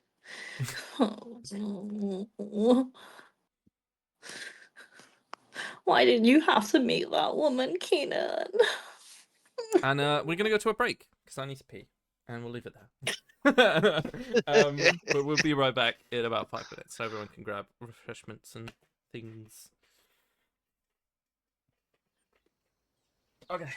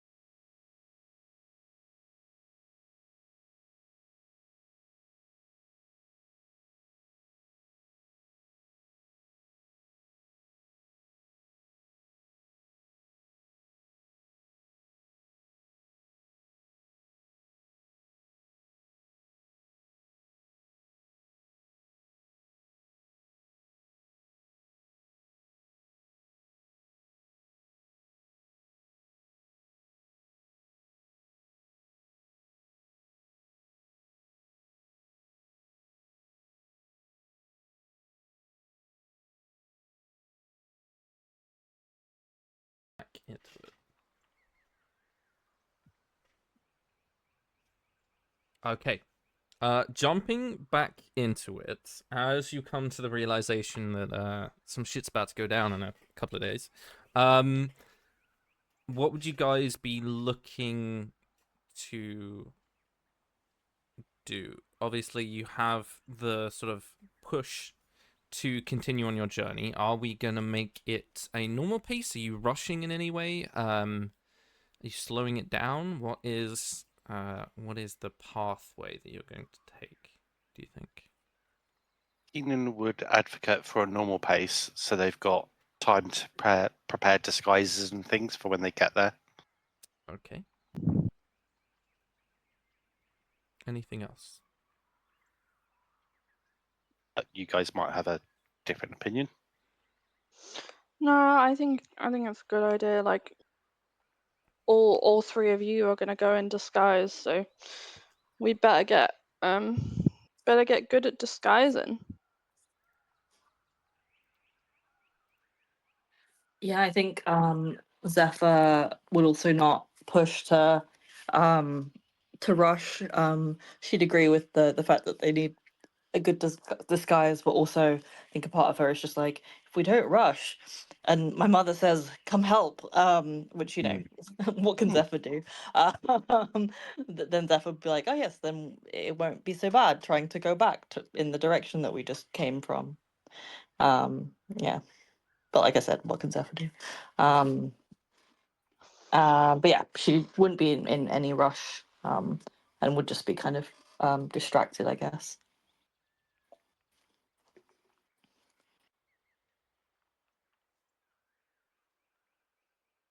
Did you still want me to do that infusion for the antler things for Zephyr's disguise?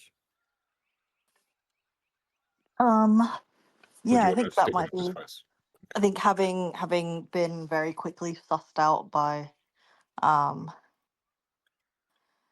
the last person they travelled with, Zeph would be very keen to be extra disguised this time.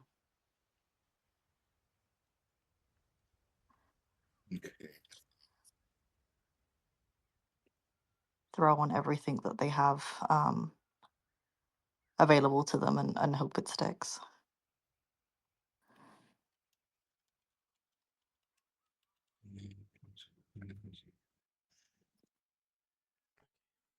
We need to come up with fake names for you guys as well.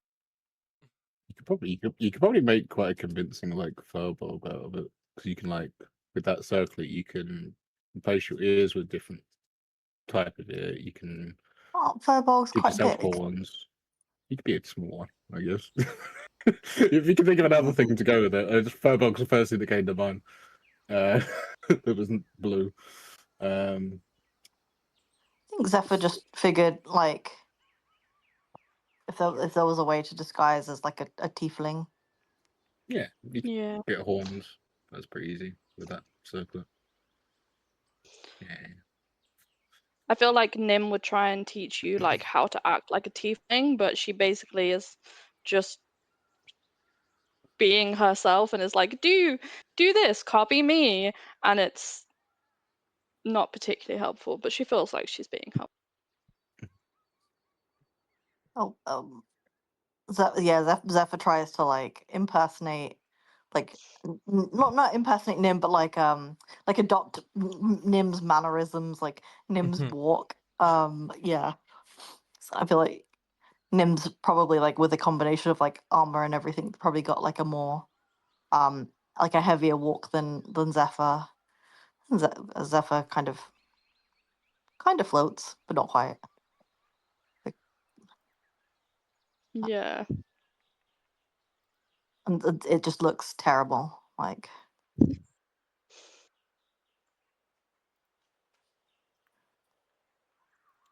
Okay.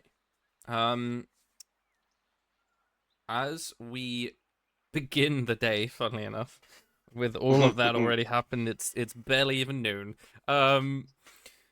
As we continue onwards, who is going to be your navigator?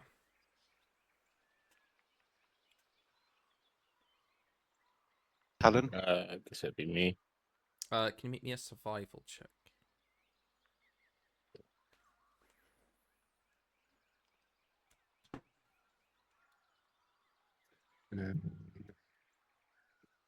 What's the class of survival? It's a 15. Okay. Who is going to be your person keeping watch? Could I get the defender to do it? Because that's the sentry thing. That's actually a really good question. How much can a horse Because it can't be carry? surprised, and it...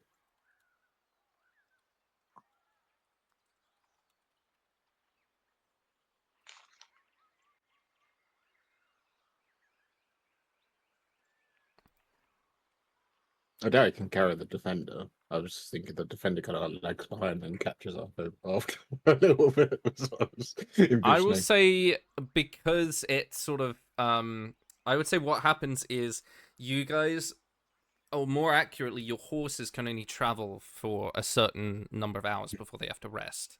And it's sort of in those periods of rest that the defender catches up because it doesn't need to rest. So I will say no, because it's technically not with you while you guys are riding. Only because horses have a faster speed, just in general. No worries. Then I feel like Keenan Nim will would. propose to Zephyr that we split a watch because we only need to rest for 4 hours each. Mhm. So this is to keep watch on the road. On the road, On the road. Keenan then, because Keenan's going to be beside Ben, coaching him and building kind of like the social mannerisms as if we are a couple. Not, So it not that looks more I- comfortable. Not that I have no faith in Keenan, but Keenan is at a disadvantage when it comes to I know. things now. Yeah, that's why I was like, I And feel like may Nim need would some help with that. Nim So- will help. How this is going to work is one of you is going to be your navigator and is essentially keeping you guys on the right paths. One of you is going to be keeping out for danger. Another one's going to be keeping out for anything that might be interesting, whether that would be interesting places that you might be able to grab clean water, food, herbs, hidden signs, camps, tracks, maybe a cave if you're that inclined, though I wouldn't advise it. So there's one that's danger and one that's more like intrigue, and then the last person is gonna tend to the horses and make sure the horses are okay on your journey. Keenan, do that then. I think Yeah. Zephyr would be I love the way looking Cardiff's out. like, fine. I know I have disadvantage, so I'll do the animal thing. It's fine. I'll do the animal thing. I'm an elf. Fine. It's more. I just don't want to get killed. Fair. I think Zephyr would be on the lookout for interesting things, if only Okay. because she's also trying to pay as like much attention to like the shift in like the weather, shift in the like nature, just any way that things are changing around them. Very Um, nice. Signals from the universe, that kind of thing. And I think it makes sense that Nim would be looking out for danger. That is her thing. Danger, danger. Yeah, she is literally our guardian. Mm-hmm. I mean, yeah. Okay. So I'm gonna need a perception roll from Nim, an investigation roll from Zephyr, and a animal handling from our resident elf.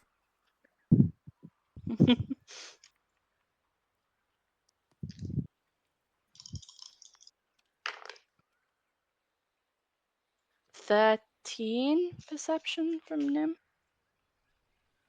Okay.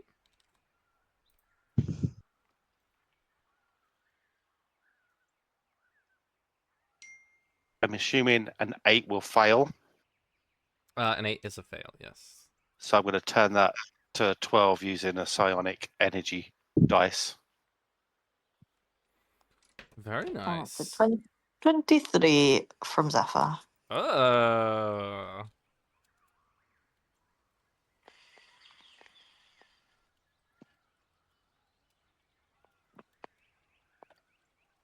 Okay.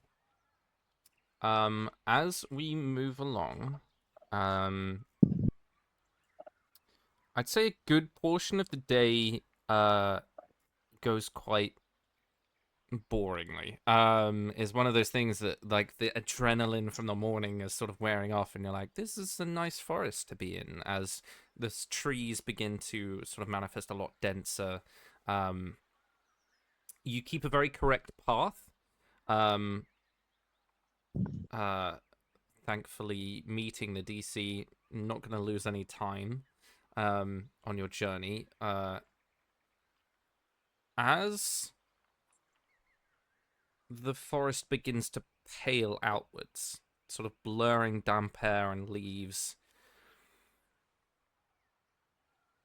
Nim doesn't see it. Zephyr does, because whilst you aren't looking for danger, the change in the air pressure is the thing that sort of gives you that little, wait a minute. And funnily enough, very reminiscent of, again, what happened this morning. Sort of white mist begins to grow low and thick across all the tree trunks, and you begin to realize that there is a fog rolling in.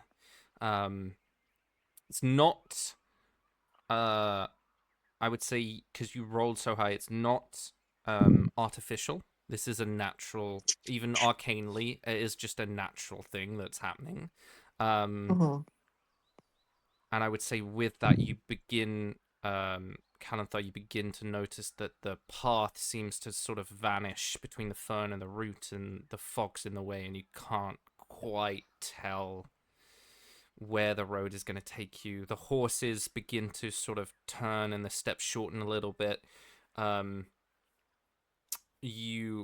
Luckily, Keenan is sort of, you notice that every now and then he's sort of like leaning to his, or sort of leaning over to another one, and he's whispering words in Elvish that, whilst he isn't a druid, are sort of calming them down a little bit.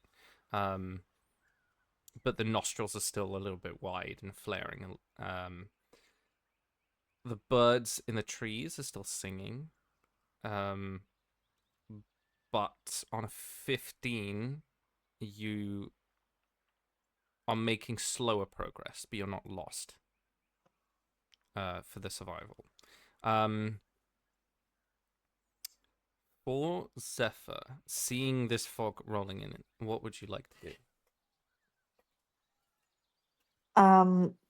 The fog rolling in, does it seem localized to like directly around? Like, she looks back and like, is it literally just everywhere that she can see this fog is now rolling in? Like, Yeah, like I said, it's not like an it's not like, ambush. It is yeah. just fog. It just means that making your way across the paths is becoming very difficult. And what time of day would you say this So is? this would be noon. Noon, okay.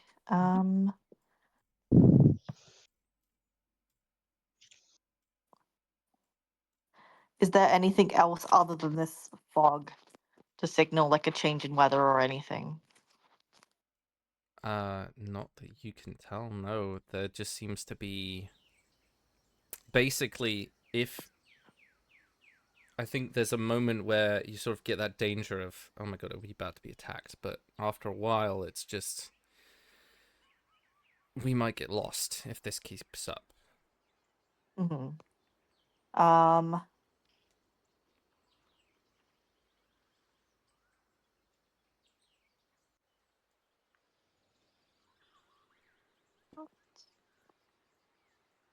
And yeah, I think she'd call out to Callan, and just say, like, point out the fog, and then be like, it's not. It just seems to be like a natural thing happening. Like, I don't know how long it's gonna stick around. And then I think she would probably try and use like dust cantrip, like to just try and like see, like, kind of send like a bit of wind out to try and kind of push the fog away and see like how quickly it just kind of fills back in. I'd and say see. make me an Arcana check. We'll see how much air you can move. Because it is a cantrip, so it's only a small amount.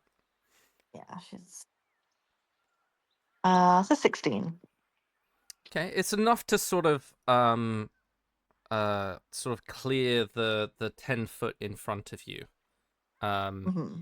I wouldn't say it's enough to recognize where the path leads or sort of goes on, Yeah. unless you are gonna constantly keep like a leaf blower in front of you. There's no like point of reference because the trail that Kalanthar has kept you on has turned from a sort of well-worked road into a series of paths, and Mm-hmm. as soon as you step off the path, it's like, where the fuck did it go? Like, Mm-hmm. now we're just among roots and some soil. So it's very much like either you do that continuously for the next however many long, and who knows how long you can keep it up. Giggity. Or you just push through and hope you don't get lost. Or find some other way Yeah. to get around it. I think she'd relay that like I could. There's only so many like uses like I can Mhm. continue doing that like long term. Yeah, realistically, obviously, mechanically, you would be able Mhm. to just be like, cantrip, Yeah. every 6 seconds. But, But like- I would consider it using that much magic, although it's like small things. It's like a water drop in a dam. Like, eventually, Yeah. it will break, and you'll be like, oh, fuck, and you'll probably have a point of exhaustion or something. Is the like fog like right like it goes like right up to the sky ceiling type thing, or is it like just above the tree level? It's about ankle height for the horses. So sorry, about knobbly knee height for the horses. So it's throughout the forest surrounding you, like as far as you can see. It doesn't obscure your vision; it obscures the trail, and that's what the issue is. Is from what you can tell, these forests leading in to the Whispering Pines, which are much further ahead. So the next 4 days will be in this forest, and if you step off the trail for too long, the forests are so wide, they're almost like hundreds of miles, maybe tens of miles. The Whispering Pines themselves are hundreds of miles across, but like there is a potential that you could get lost in here for longer than you'd want to be, and have to either walk in a circle by accident or you come out the side that you've already entered. The fog obscuring your trail is a terrible point of reference for where you've been and where you are going. With the gust, it doesn't immediately congeal and come back. But it is that like if you were to ride an hour in a direction, that you wouldn't know if you've accidentally been leaning to the left or right and gone in a circle. Okay. So it's very much just a navigational issue that you're having at the moment. With that, because I can do it 3 times a day, I think. Can I use the small magical tinkering thing, and each day that we're traveling, just every sort of like couple of hours or so, just drop, because I can do 3 of them at a time, drop like a stone and illuminate it, just so we have like a breadcrumb, like Hudson Yeah, Rattle if style, you want in to case do we get lost. Just in case we end up looping on ourselves. Is kind of what I'm using that for. Yeah, I think that's what I can do. And there's no magical aspect to it. It's a natural occurrence. This is thing, a as far as natural I know. occurrence.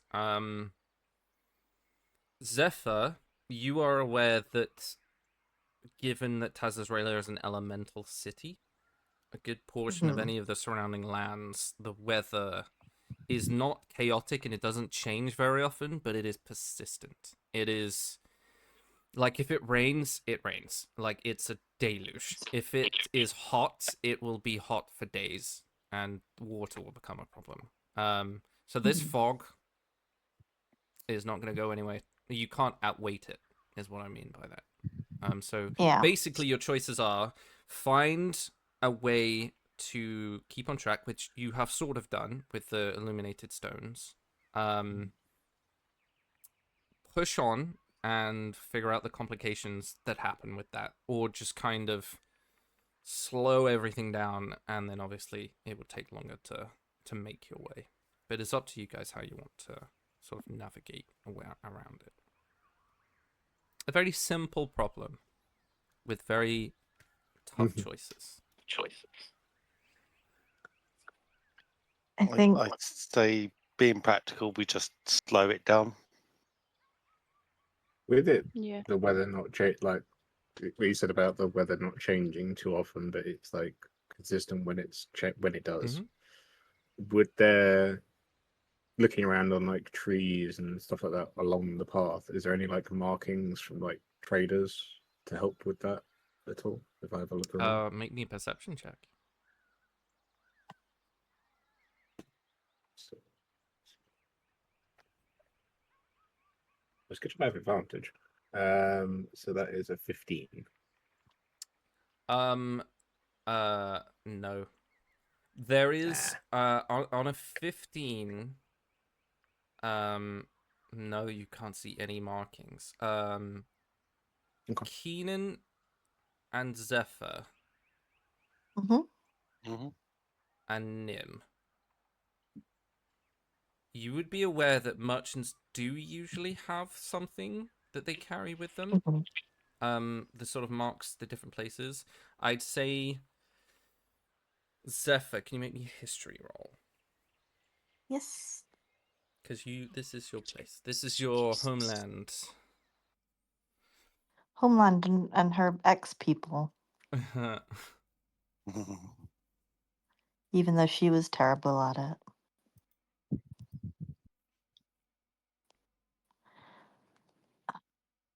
History.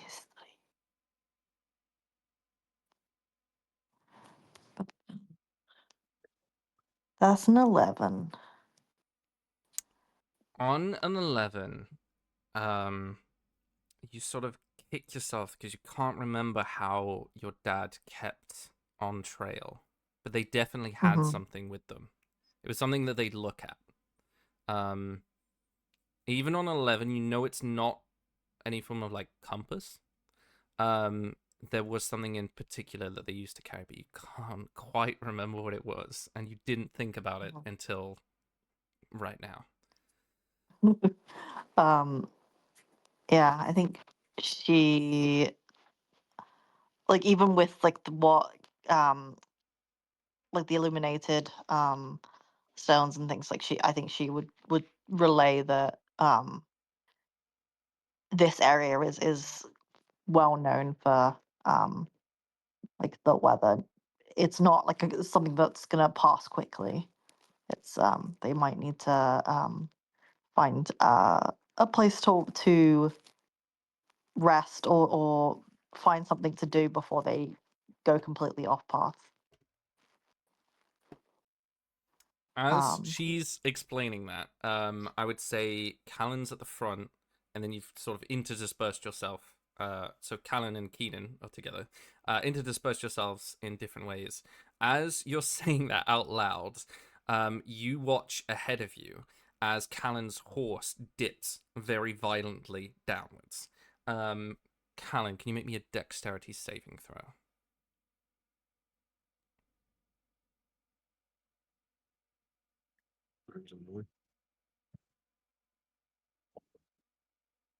So that is a 18. On an 18, the horse dips. Its foot goes down into a shallow dip that is then revealed as you can see this happening.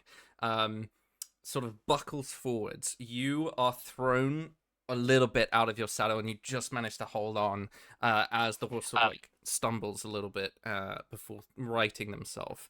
and you notice that where this path is taking you, a lot of the roots are sort of these thick, tall trees. Some of the roots are now like poking up and out, and the horse has tripped on one of them. Okay. Luckily, you stayed on, so you're fine. Sort of with you guys pulling back, you guys will see a lot of these dangers as they're happening, rather than if you were riding as you have been across the plains, you would have catapulted yourself into a tree. But yeah, you sort of like catch it. Is there any ideas for ways to sort of solve this issue? Because at the moment you guys are sort of ambling along, not galloping. Trotting. That's a good word. That's a horse word, right? I ride horses. I don't even know what the words are. Do we dismount and walk our horses, so that naturally will slow us down, but we'll also, you know what, how I was teaching you how to walk quietly, where you feel with your feet to move things out of the way. We could walk like that, so we find any dips and things. I mean, I don't know how well that would work unless we're, we're like at least a few paces ahead of our horses as well. Just because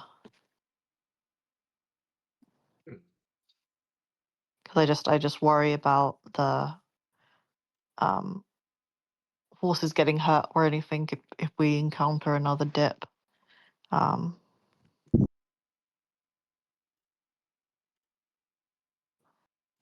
is there? And there's also nothing to say that there might not be other people around using the fog as cover as well.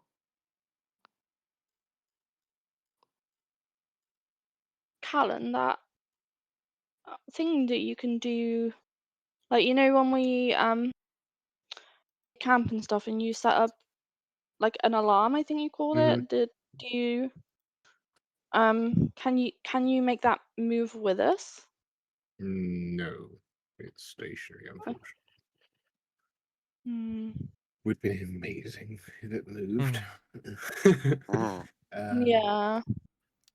I'm just looking through like the wondrous item stuff that I can create. See if there's anything that'll help. Like Do you want to custom, make me an intelligence roll? Sure. Intelligence plus, and that's just straight intelligence. So it's plus so 15.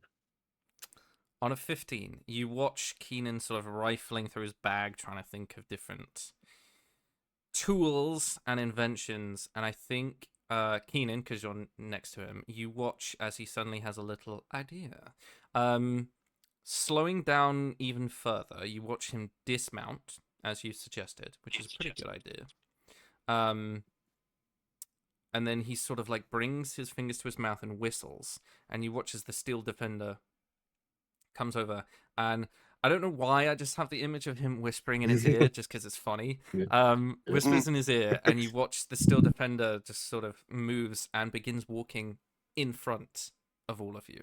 I will say you push through the fog of the day until night begins to dwell, with Kalanthor succeeding on that intelligence roll, using the steel defender as your canary in the coal mine, where you watch as the steel defender in front does this little like 2 steps forward, 2 steps to the side diagonal movement, sort of like zigzagging across the path, and every time it sort of dips down, on Callan's successful intelligence roll, you have noted an ability to test where things go. So rather than finding some way of dispelling the fog, you found a way through it. As you make camp that evening, what is everyone doing? As you can tell, fog's still there. It's damp. It is very damp around here.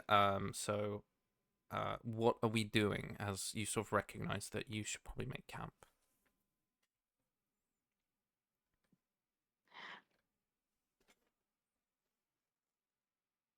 Stepha uses her previous technique of using airflow to try and become a human hairdryer and just get as much like of the dampness out of like the vicinity, just like enough to make it a little bit more comfortable, enough to make it so that they don't have like issues with like rising damp and just like getting that like chill from the ground. Okay. It's Anyone still, else? it's not perfect, but it's Hey, it's it's pretty smart. I got really excited because I was looking to do like the Wondrous ones. There's one called the Orb of Direction. It just points north. I was like, that would have been so cool if it just lit the little glowy path I where you want it to mean, go. it is a compass, so you That's- can orientate Yeah. your direction dependent on the orb. Yeah, because there's just like compasses as well. It was just like, oh, Mhm. that sounds cool. Orb of Direction. Can you give it instruction? It's Uh, I'd but say the Definitely. problem is it's less so much the direction. It is a little bit, obviously, because you might end up going in a circle, but you've solved that issue. Yeah. It's also the main problem is trying to stay on the path and not trip over 1,000 different tree trunks. Otherwise, it would take you weeks to sort of try and trundle your way through the forests. Anyone else for the camp? Oh, I lost my forest. Once we've made camp, I have a couple of things I want to do while we're camping. Okay, what would you like to do as people begin setting up camp? So I first ask Callan if I can borrow his breastplate for a bit. Sure. And then I start decorating it with an image of a hawk. Okay. So preparing the disguise. Okay, make me a performance check.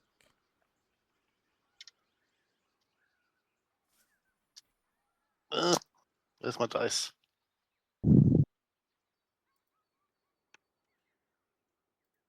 That is a 19. It's a pretty close approximation to what you're trying to fake. It is quite good. Yeah. Excellent. And then the second thing that I would like to do is take out my magical glasses that have been in my backpack since we were in the vault. Okay. And he is going to try and kind of attune to them, investigate them. Again, now that he only has one eye, they might not blind him. Finally. Sorry. Okay. Make me a wisdom save. Sure, come on. Yes, 17. Okay. You pop on these glasses as soon as the these sort of beautifully silver spectacles, as soon as he pops them, as soon as like the glass lenses begin to cover your eyes, you get the other sight back that you are missing. So while wearing the lenses, you would technically have advantage, but because you only have one eye, it's just straight. That's fine. And as you are looking around, having a look at like different things,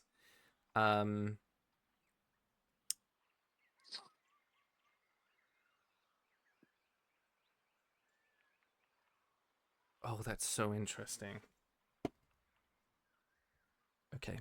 As you're looking around, you sort of everything seems so much more like elves have good vision as it is, but everything still seems so clear. It's like HD vision, funnily enough. Yeah. and looking around, you're sort of like testing them out, having a look around. You pass across Zephyr, and you can see whereas the sort of aura that I've mentioned before of that just sort of gently moves some parts of her hair, you can actually see blue strands of magic sort of moving things. You pass over Nim, and you can see the same thing that you guys keep seeing, which is these overly ornately massive horns and a burning crown, almost like Hellboy style, lifted above it. Passing across Kalinthar, you can see the sort of tattoos. There's almost an owl-like tint in his eyes, and the cloak behind him, you can see wings. Whilst wearing these glasses, as you attune to them, they are cursed. So you will, if you want to keep wearing them, you will need to roll a wisdom save every morning, or be blind. So that I will leave that down to you if you want to keep them on. But you also have advantage on any checks made specifically to detect illusions, auras, or any form of magic trickery reliant on sight. For example, hidden glyphs, illusory walls, disguised creatures, or invisible creatures. You, as you're looking at them, there are other things it can do, but I would say you would have to test what it can do because you won't inherently know. Sure. But there are some other things that it can do. But obviously, yeah, one of them being that it negates the disadvantage that you have on sight. Sure. And does Keenan know about the curse and that he'd be blind if he kept them on each morning? And I failed would the say wisdom you save? are aware that there is something that is not natural. There's something additional because you have put them on before, Sure. and it did make you go blind. Yeah. For a brief time, so you are aware that that is a thing. Yeah, I'll keep them I on would then. say that you do know that it's an additional thing. So I would say you're smart enough to recognize that someone has altered this in some way. Whether that be a curse, you're not too sure. Sure. He's gonna keep them on then. Okay. As you are sort of attuning to these glasses, do you want to make me an Arcana check? Sure.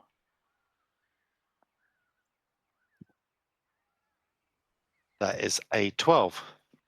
Okay. On a 12, I would say the reason you are not going to be able to figure out what they do is because there's nothing in front of you that would make this obvious. Yeah. On a 12, you have a feeling that it might be able to do something else, because as you're sort of like fiddling with them, there's a little click and the lenses switch color from Okay. clear to blue, and you're not too sure what that does because there's nothing that would help you that would indicate what that is. Sure. But they can do With that. them turning blue, he looks at Zephyr to see if she turns invisible. No. Blue on blue. Oh, right. No, it's just like I don't know, a little tinted. Yeah, it's just me being silly. Yeah. Cool. He'll take off his eye patch. Nice. Okay. What a gamble. I love it. Okay.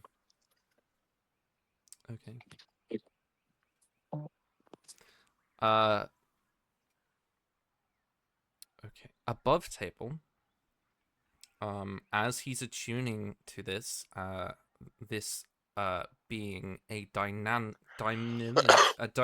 item, much like Zephyr's circlet, this has a dormant and an awakened state. They are currently dormant and cursed. But yes, there is something in the story that if you guys are successful with it, then they will awaken, and you will be able to do a lot more than just what it can currently do. Yeah, but very nice.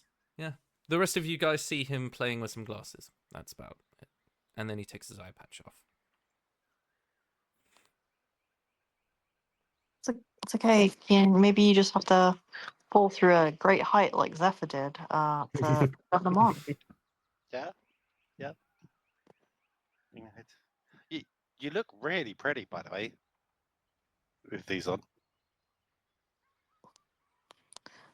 And he describes what he see with the wisps of blue going around her. Yeah, if which I'm sure a lot of you, and if you haven't, you should. If you guys have seen Wheel of Time, it is the sort of, you can see the threads of magic that is just ambient from her, being a sorcerer. Yeah, it is beautiful. If he has any time left, he will start drawing the three of them as he sees them through the glasses.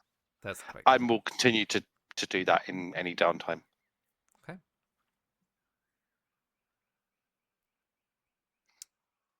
Anything else? That's it from me.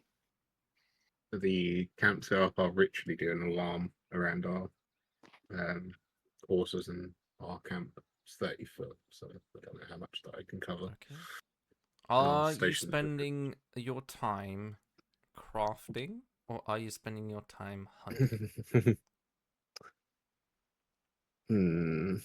I'd like to craft, but I think I need to hunt because we have no ration.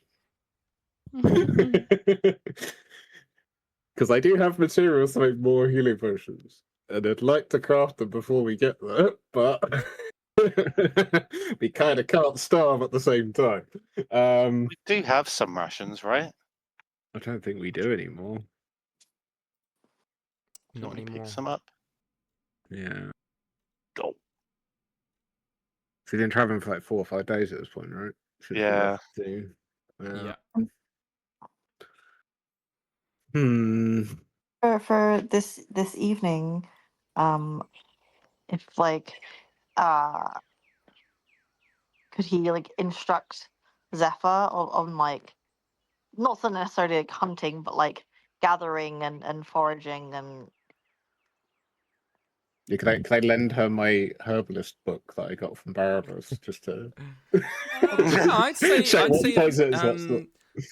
if not? Zephyr wants to be the forager for this evening, then she can roll with advantage. just like I imagine her like going off and like she gets like finds a few things and then returns with them and just like this good, this bad? Question mark. Yeah. Yeah. Do we want less of these or more of these? Will this That kill one's us? poisonous. Put it down.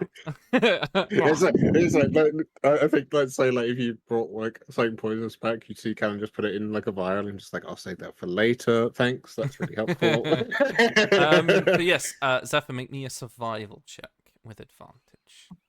Okay. Survival. Just for flavour as a infusion whilst we're making camp, you'll see Callan kind of like kneel down, he'll like draw a sigil in the ground and he'll create a foxfire charm. It basically creates a fire elemental like small fox that literally just gathers firewood for us with campfire. So you just see it like run off and back and it just stocks up firewood throughout the night. I want one. Could she have feasibly cast guidance on herself? Yeah. Okay.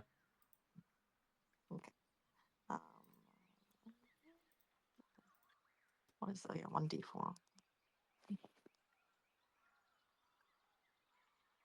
Okay, 17.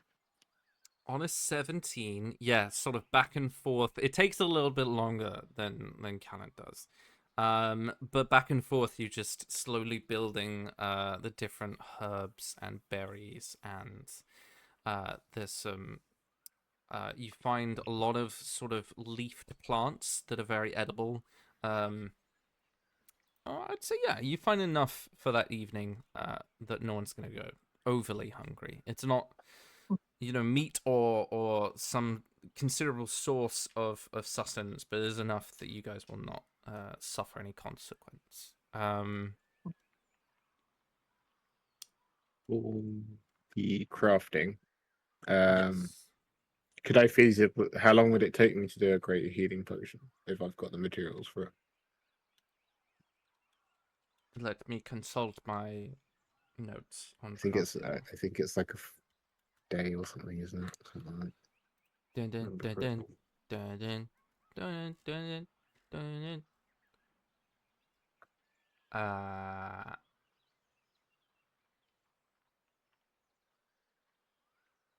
So it's longer than like the night. He'll probably work on his side project. So I don't think I can stop halfway through, right, with a potion.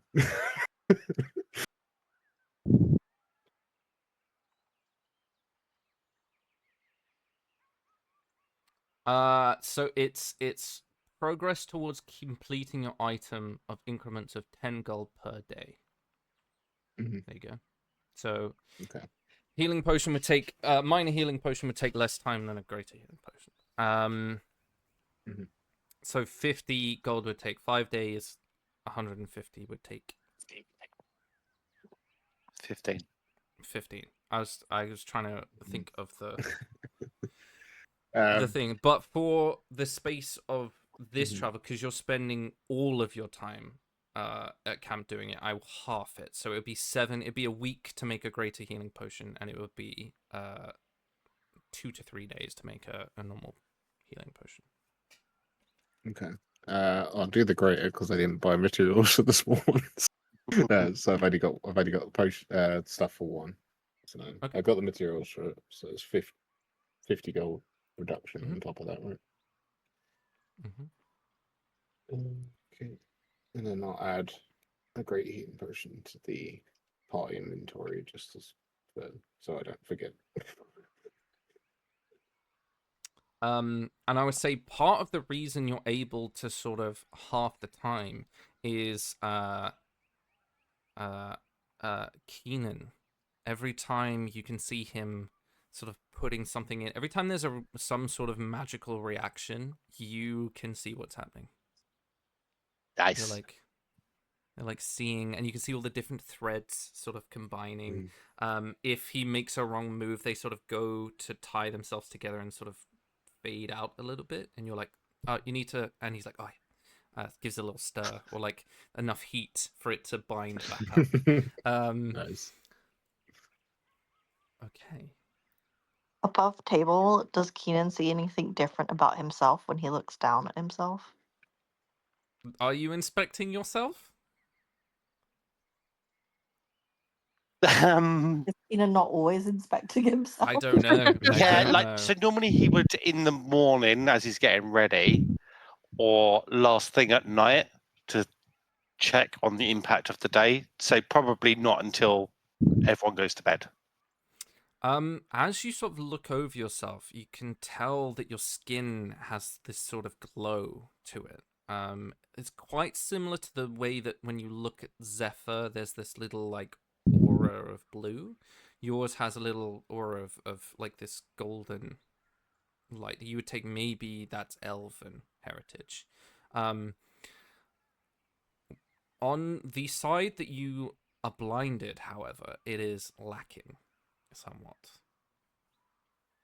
So it's almost like half of your body is diminished in some way.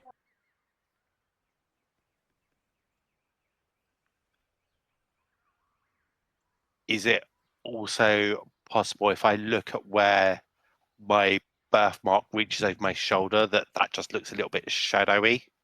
Mm-hmm. Mm-hmm. I didn't know if you'd be able to see it from there. Yeah.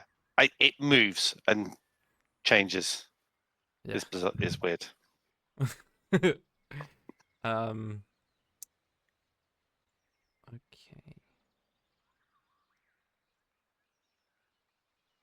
Zephyr at some point holds up Ether and is like, "What does he look like?"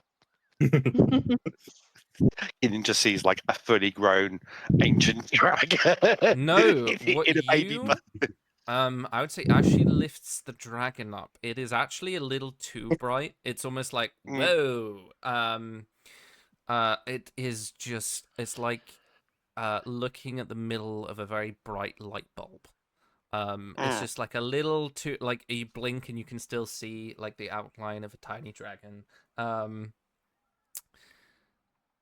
It's just a lot. There's a lot of light coming from that. Yeah. Very magical, very powerful. Still cute. I would Still assume. cute. Yeah. Yeah. Odd little atomic bomb. Yeah. Every day it becomes a bit more of a struggle to do the Lion King Simba lift with him as he gets larger. Fuck. My question is, for a very specific reason, as you guys are sitting around at camp, are there any topics of conversation that come up? What are you guys talking about, if you are talking? Or are you just doing the awkward, no one's talking? Keenan will want to talk about like the plan for when they go to hell. Particularly because he's feeling hungry. I mean, he's used to being well fed and having resources. So he's going to be like, are we going to need to get like rations before we go into hell? I'm assuming we won't be able to hunt or forage there.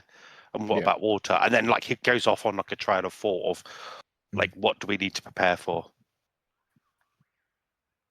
I guess for everything to try and eat us is probably going to be the main thing. It's not exactly hospitable for the most part. From the little I This do is know. going to be lovely. Like a nice little holiday. We'll have a great time. It'll be warm. We can sit on the sand. It's gonna be the first time Nim's never felt cold. Yeah, it's gonna be amazing.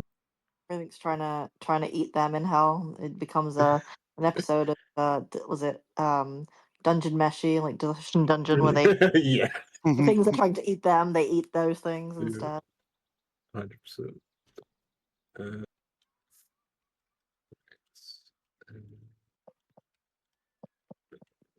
I think Zephyr is going to be quite preoccupied with thoughts of the potential battle that's happening somewhere back in the direction they came from at some point, as well as kind of distracting herself with ether and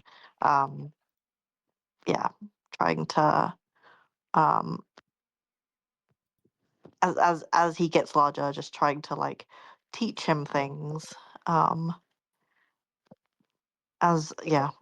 she's obviously all she knows is what her mom's told her, but she's just trying to like I guess like the first thing she'd sort of try is like being able to kind of communicate more, because I'm guessing like it's not obviously with Aelthrix it was like a just having a straightforward conversation, and Ether is, to her knowledge, not grasped speech just yet. So yeah, she's just like, me, Zephyr, you, Ether, You this Keenan. can feel emotions. You get like little flicker now that it is growing bigger. You get like little flicker of emotions, but aside from that, there's not a lot of like as you're trying to teach it.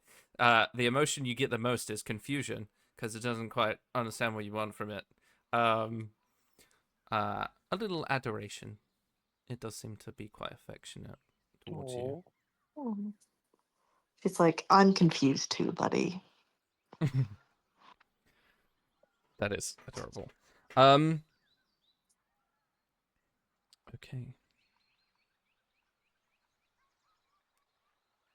There's something I need to...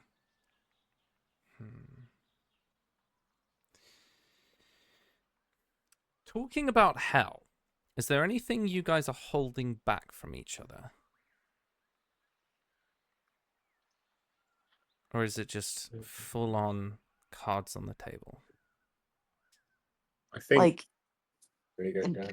like in terms of like secrets or like Just yeah, I mean yeah, if there are any. But also just like any topics that you are either very active in or sort of skip over.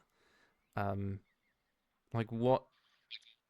Yeah, is there anything you guys are sort of keeping from each other, or is it all cards on the table? I don't necessarily say it'd be a hiding thing, but it would be more of a. You guys are my allies, but when it comes to Holly, I might be clouded in judgment. So if I do something stupid, please try to stop me at least, because I won't be thinking. Fair. Yeah. Don't think it's intentional, but I think it's like because he hasn't kind of settled it in his own mind yet with Keenan. But having died now and come back, his kind of perspective has shifted a little, so he's less inclined to be cold-natured and just murder at the drop of a hat. Like he's trying to be better. And then there's also like the underlying unsaid stuff because he just doesn't talk about it, like the level of abuse from his parent, from his mum, as part of his training.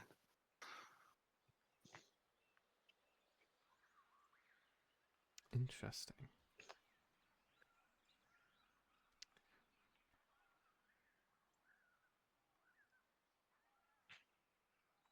Yeah. I feel like Nim, she's not like necessarily hiding things, but she doesn't really know how she feels about a lot of things that have happened in herself. Really, like, she's not like super keen to talk about it because then she has to admit that she didn't know the fuck how the fuck she feels about any of this.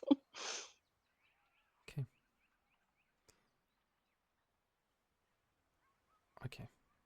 All this does, and the reason I asked this question, is for Keenan, whenever someone tries to skirt around the truth, there is about, during this conversation, there is about a minute where a couple of them sort of avoid, maybe probably Callan avoiding the topic of Holly until he brings it up. Because anytime someone tries to skirt around the truth, there is a compulsion in you to know what it is. And if anything, you become immediately aware that the glasses you are wearing are telling you that they're lying. But it's not a knowing lie. It's like because they're skirting around a topic or lying to themselves. You'll become aware of one of the abilities of these glasses is for a minute you can perceive anyone who is lying as if they are under the zone of truth. But there is no active spell. Very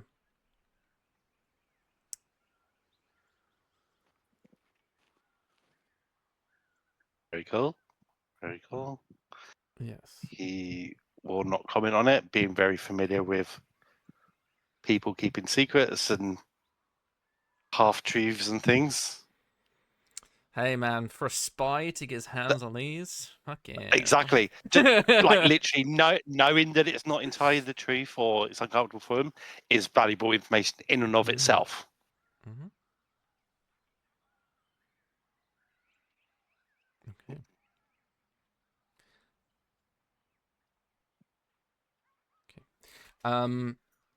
And to end our session, we will do some watches. So who would like to go first on watch?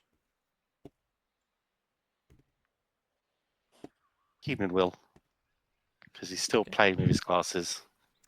Roll me a perception check. and straight because you can Yeah. see all.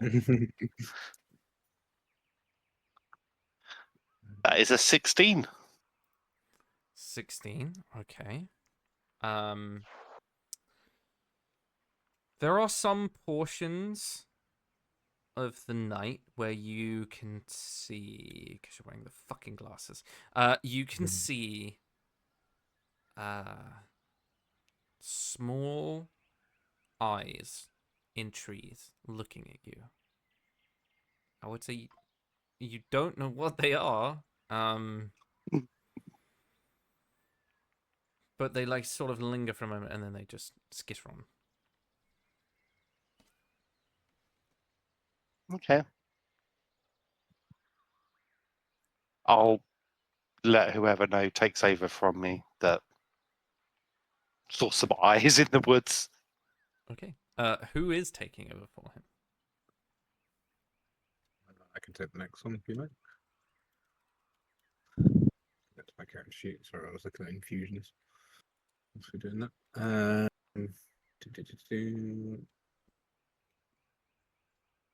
So, I guess it's perception. Mm-hmm.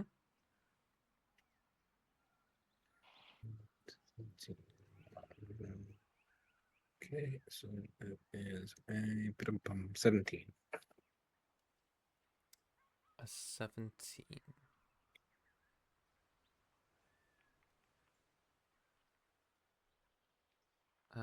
I would say you can see these because he's told you about them. You can see, like, they're not big enough to be humanoid. They're just sort of like these odd.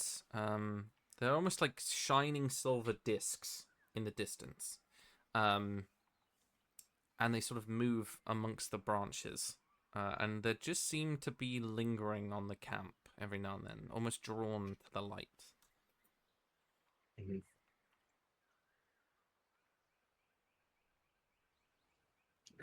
Is there anything other than like the eyes and stuff that I see, like of how they're moving, that I might recognize as a type of creature of any kind? I would say about halfway through the night, you can see sort of a deer that is stepping into view at the edge of the camp. Sort of pale antlers, a little grey coat. It's a deer. Okay. If I was going to instruct the watcher, the still defender, to take the next watch to allow the others to get a bit more rest, does it do its own one, or does it use mine for perception stuff? It does its own perception. Okay, so it's got a +0 to its wisdom, so it's just straight net. Oh, we rolled a nat 1. It sees nothing. But on the plus side, if something does happen, it can't be surprised. It can't be surprised, yeah. Either way. So either way, it's not too bad. Yeah, I mean, it can't be surprised. Let's have another dagger at the throats. Okay. Who is next after Callan? I think Zephyr would go. Okay.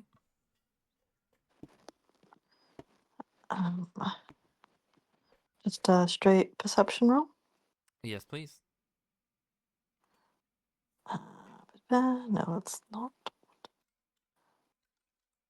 That's a dirty 20.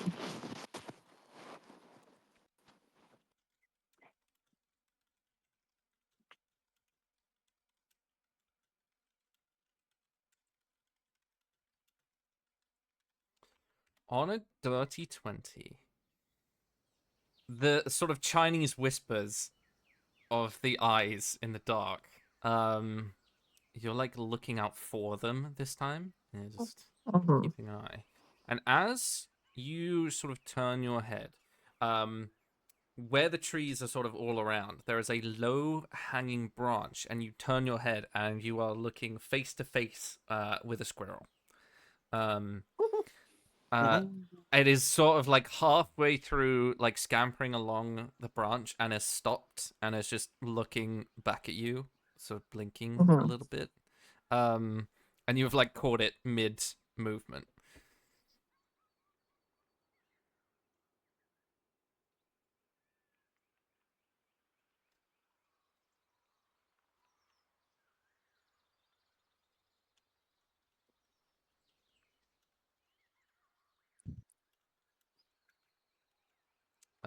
What do you want to do anything?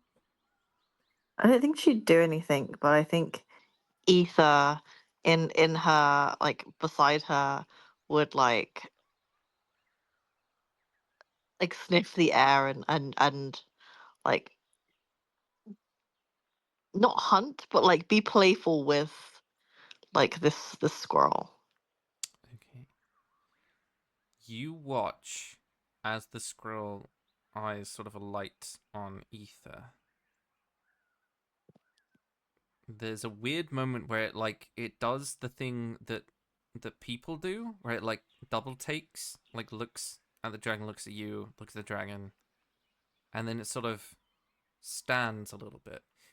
And out through pushing through this sort of thick grey brown coat at the chest, you begin to see thin fingers that are no bigger than like a pine needle, sort of grip. And it's not gory in any way. It's almost like phasing through the body. You can see a small face, a little humanoid, tiny little face, very sharp chin. Skin is sort of the color of a very damp bark, and the eyes are like purely black, and they sort of like poke their head through the squirrel, and are like tilt towards you. Can you make me a nature check?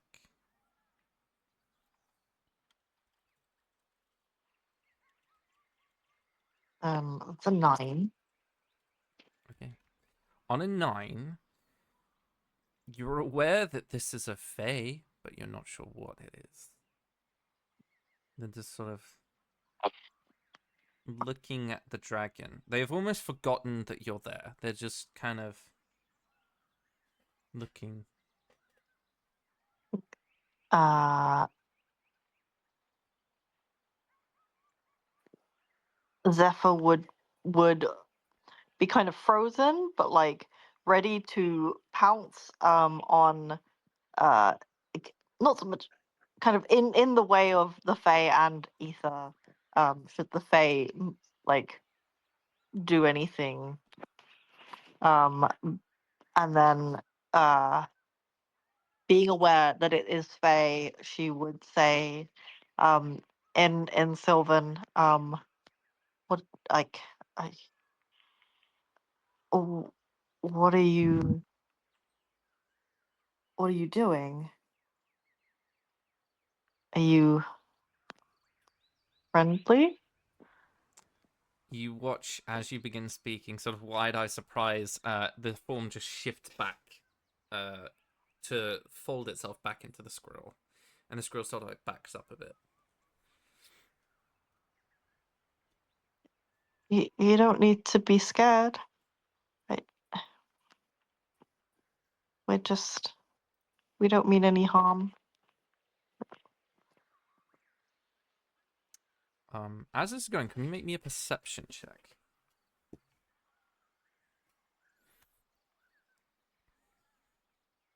That's a 14. Okay. The squirrel sort of chops a couple of times and then scampers up the tree and out of sight. As you're like pondering what the fuck just happened,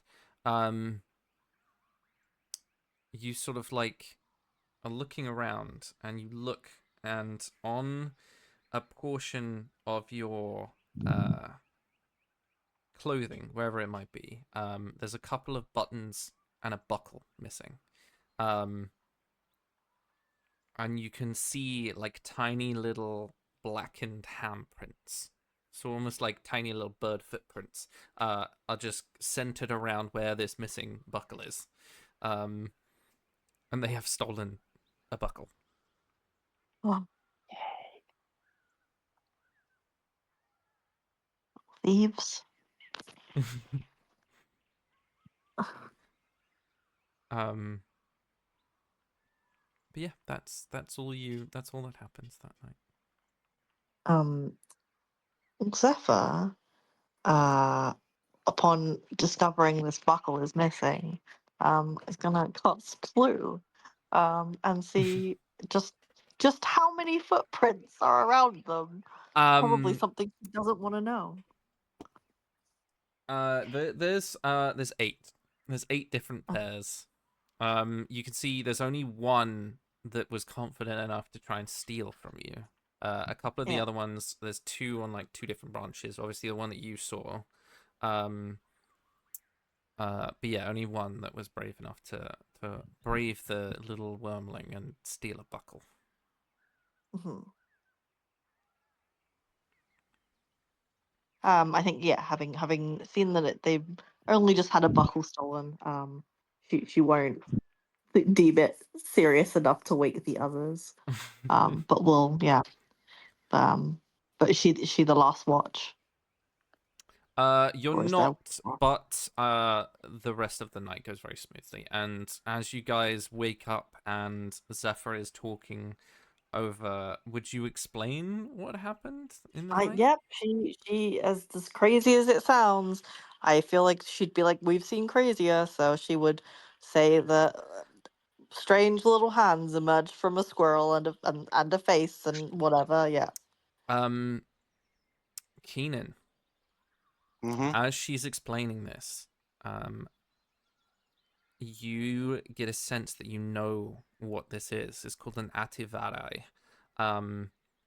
They're very old, small, and mischievous little tricksters. They live within animals as a way to camouflage themselves, and can pilot the animal from the inside. It's a symbiotic thing. It doesn't hurt the animal in any way. Mm. And they're just little guys, and they like shiny things. So that might be the reason that they stole the buckle. As that knowledge sort of pours out of your mouth, your glasses are not the only magical thing that you have on your person.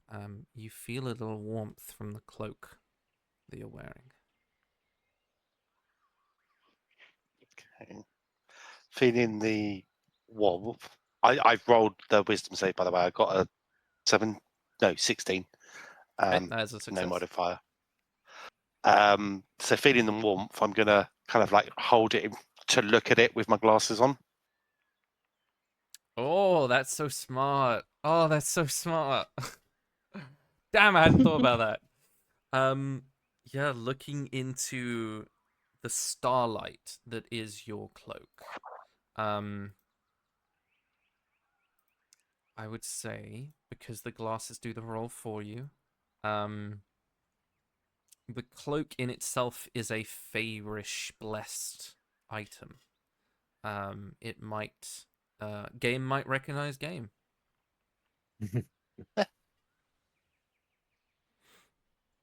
I like it.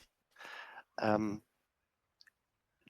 I aware if it's custom to leave gifts for these cute little guys of like berries or shiny objects, or would that be a no?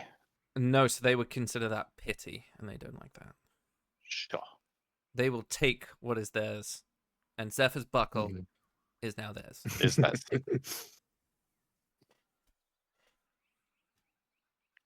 But yeah, we will end our session with that cute but slightly worrying little spirit.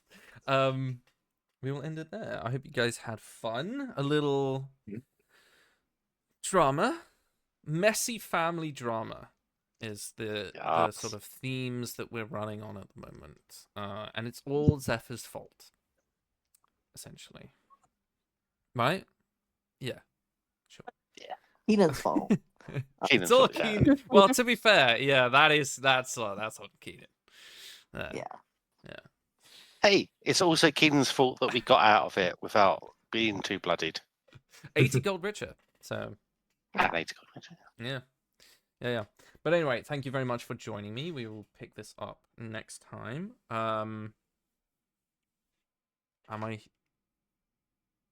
got to remind myself of calendars.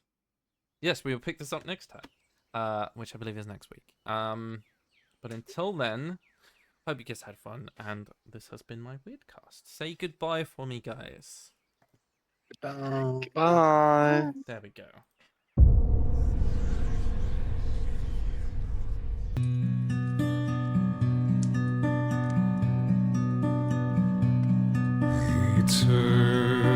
Eternity's a gift, they say, to never cross the veil.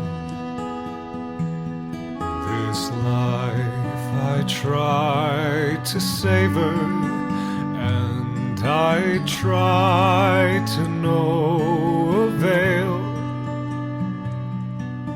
Curse that mortal brevity which has rent you from my arms. Curse this cold eternity without you to keep me warm. Your never-ending elegy is a ballad with no melody, as empty as I. Now you've passed me by. A blessing, no, a malady.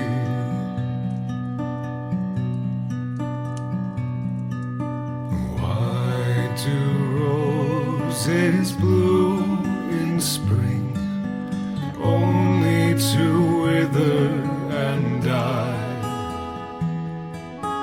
You were all that was good in me. Now back to darkness go I. Take with you my sanity, better madness than the pain of my want. All my effort is vanity, and I hear the ravens taunt.